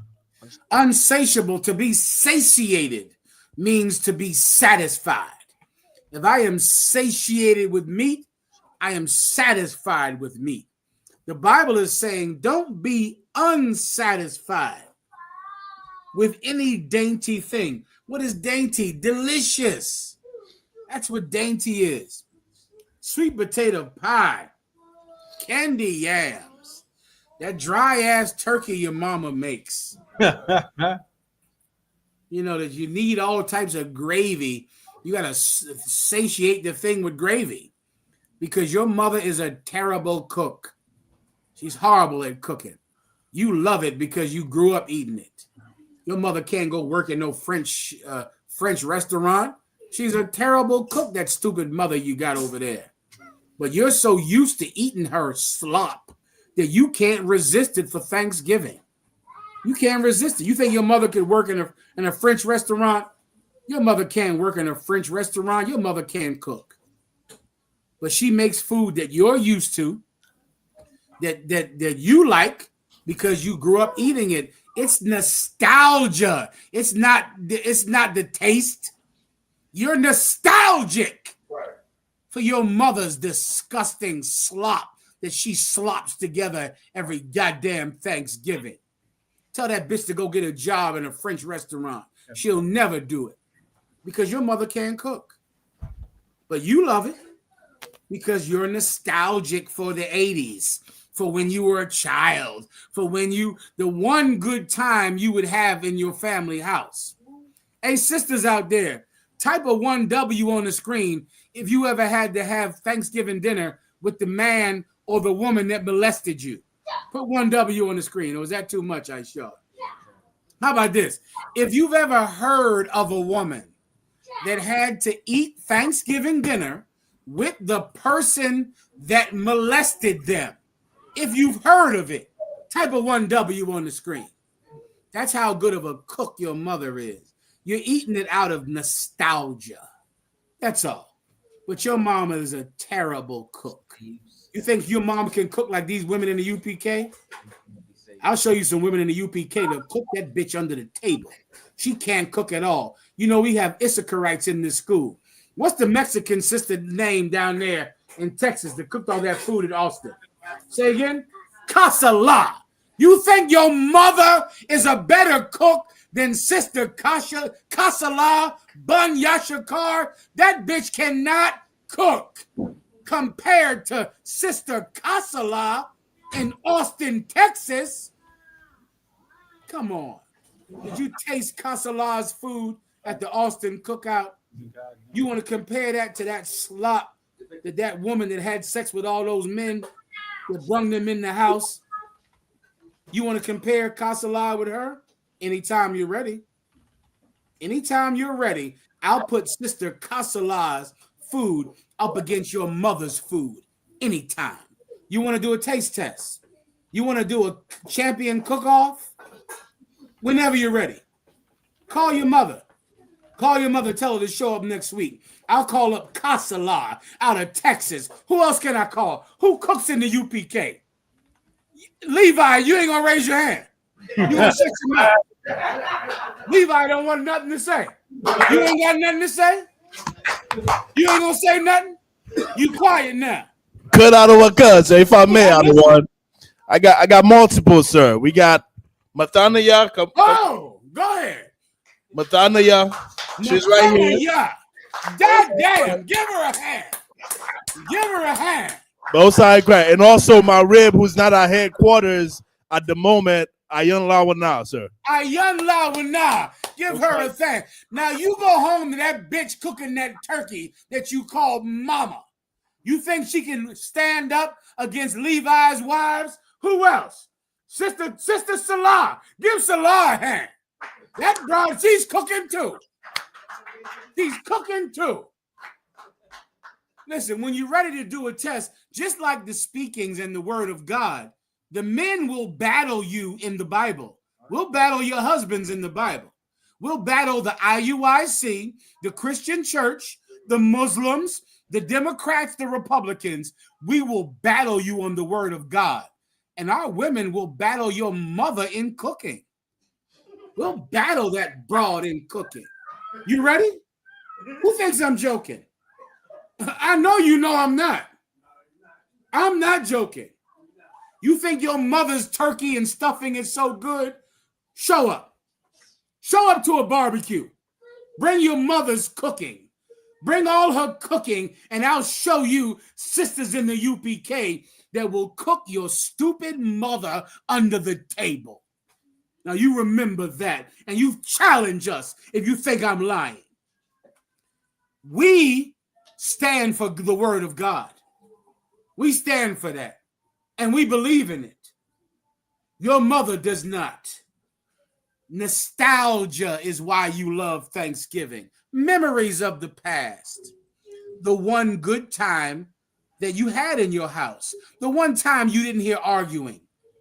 The one time that you had a good meal. Some of you couldn't get a good meal if it wasn't Thanksgiving. But your mother really can cook. Keep reading. Was I reading something? Salakia, we also have Philippians chapter 3, verse 19. Please, go ahead. Khan, whose end is destruction. 1 second, Ephraim. They putting the names on the board of all the sisters that will cook your mother out of the house. They will absolutely do it. Mine too. Mine too. They'll cook my mother out of the house because they're one West. Continue. Khan, Philippians chapter 3, verse 19. Whose end is destruction, whose God is their belly. Let me, who's bobbity, Ephraim? What borough are you from, Ephraim? Harlem, sir. Harlem. Spanish Harlem or the other side of Harlem? Right here, local, sir. Right here in Harlem. Okay, Most High in Christ, Harlem, New York, Ephraim. Read it one more time. Khan. Whose end is destruction. Let me tell you, all of you people out there that celebrate Thanksgiving, your end is destruction. You're going to be destroyed. And this is the reason you're going to be destroyed. Keep going. Khan. Whose God is their belly. Read that again. Whose God is their belly. Trump, Kamala lost, you still celebrating Thanksgiving. The white man killed the North American Indians. You still celebrated Thanksgiving. You don't have a job. You're going to jail. You're in jail for child support. You're being oppressed by the police. You still celebrated Thanksgiving. You called the police and they shot you when the police came. You still celebrated Thanksgiving. You had Giuliani over your city. You still celebrated Thanksgiving. You know what I'm beginning to realize? Your belly is your God. Your stomach, that's your God. Your belly. You don't serve Jesus, you stupid mother. You don't celebrate. You don't love Jesus. You love your stomach. Jesus. I can't wait till you bust open those doors tomorrow. Is the door buster tomorrow? When is the door buster? Is it at midnight tonight? Oh, Lord. God's a liar. Listen. When are they going to bust the doors open? You say again? They're going to bust the doors open, I think, in 5 hours, Ephraim. 10 hours. At 10:15, you're going to see your mama kicking open the door of Walmart. She's going to kick open the door. She's going to bust open the door and smack somebody in the face and hit him with a damn purse. Your God is not Jesus on Christmas. Your God is not Jesus on Thanksgiving. Your God is your stomach. Your stomach. You're just a lustful, gluttonous pig. Cerdo, puerco, sucio. That's what you are. Puerco sucio. Cerro. You're a pig. You don't have a God. You have an appetite. You don't have a God. You have an appetite. Your God is your belly. Please, Ephraim, keep going. Khan, and whose glory is in their shame. Your glory is in your shame. No matter what white people do to you, you will not give up thanksgiving. No matter how much white people shoot you and oppress you and kill you, even your political candidates lose, you will not give up a meal. Your God is your stomach. That's who your God is. Happy Thanksgiving, y'all. Happy Thanksgiving. Listen, let me, is there anything else, Aishar? Sir. Can I say one last thing to him? If I could. Gracias por tu servicio. Gracias por tu hospitalidad.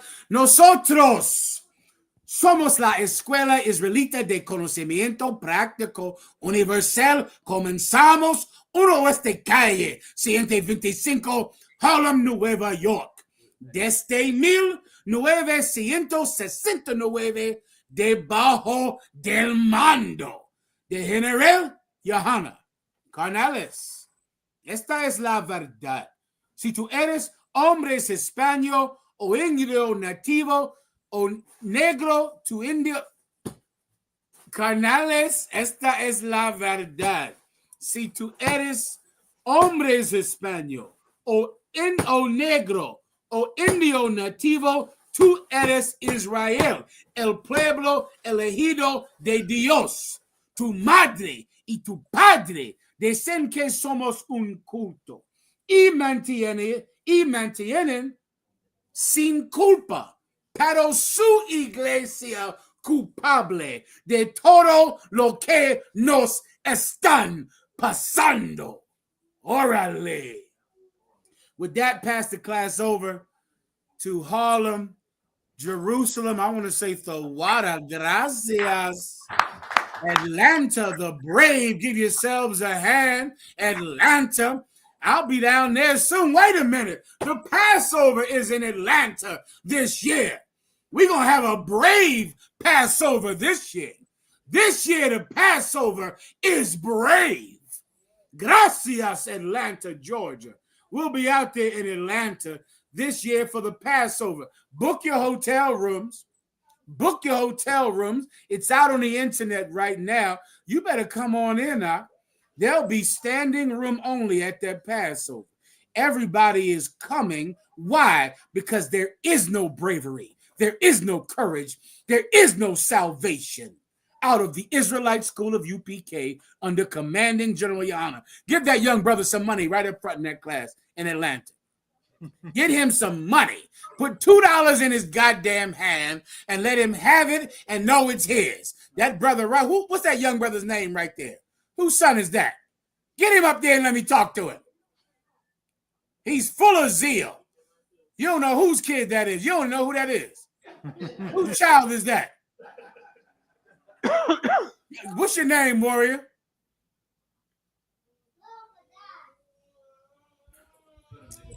Give him the microphone in Atlanta.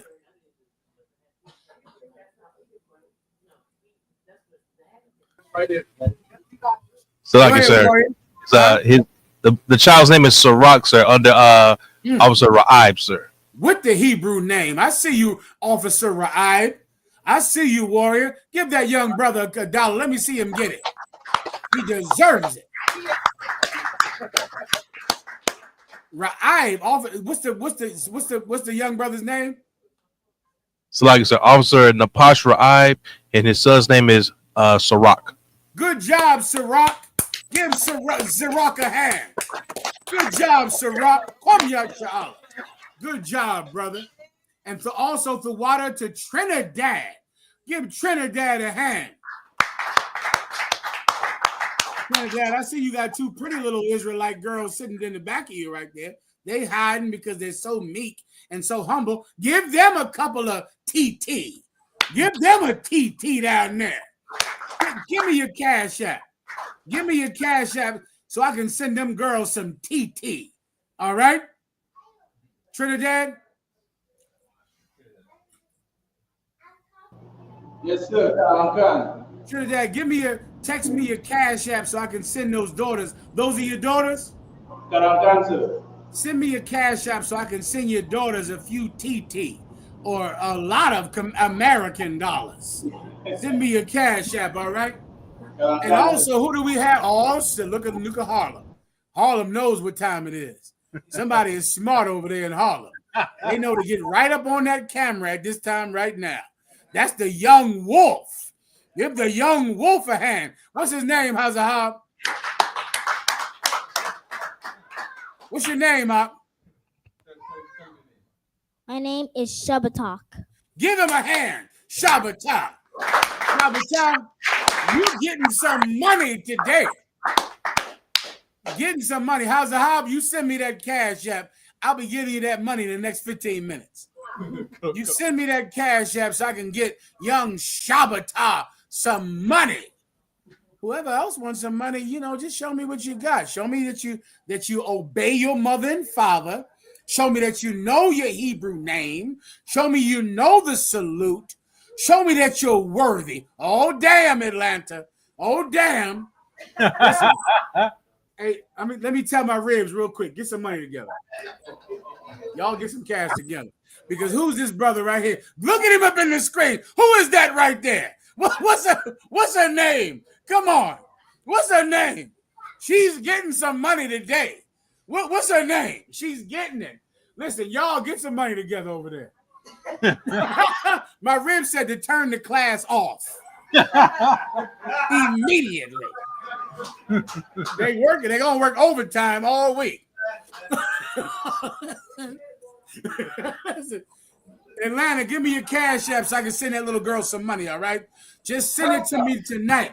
Whoever sends me that cash app right now, in 20 minutes, you're getting some money. To encourage what? The Bible says encourage them. Those kids are getting some encouragement. They don't need Christmas. They don't need Thanksgiving. They're One West. Right. Your children are One West. With that, I want to say gracias. Pass the class over to Harlem, New York. You clap it off for the class.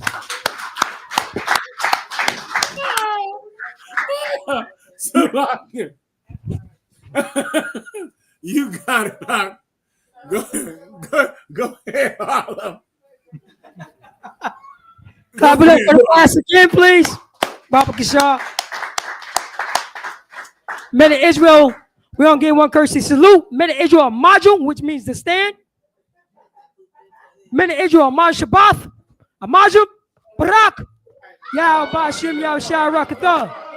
Yahweh Bashim, Yahweh Shai Rakatham. Yasmatah saw and turned to the sisters.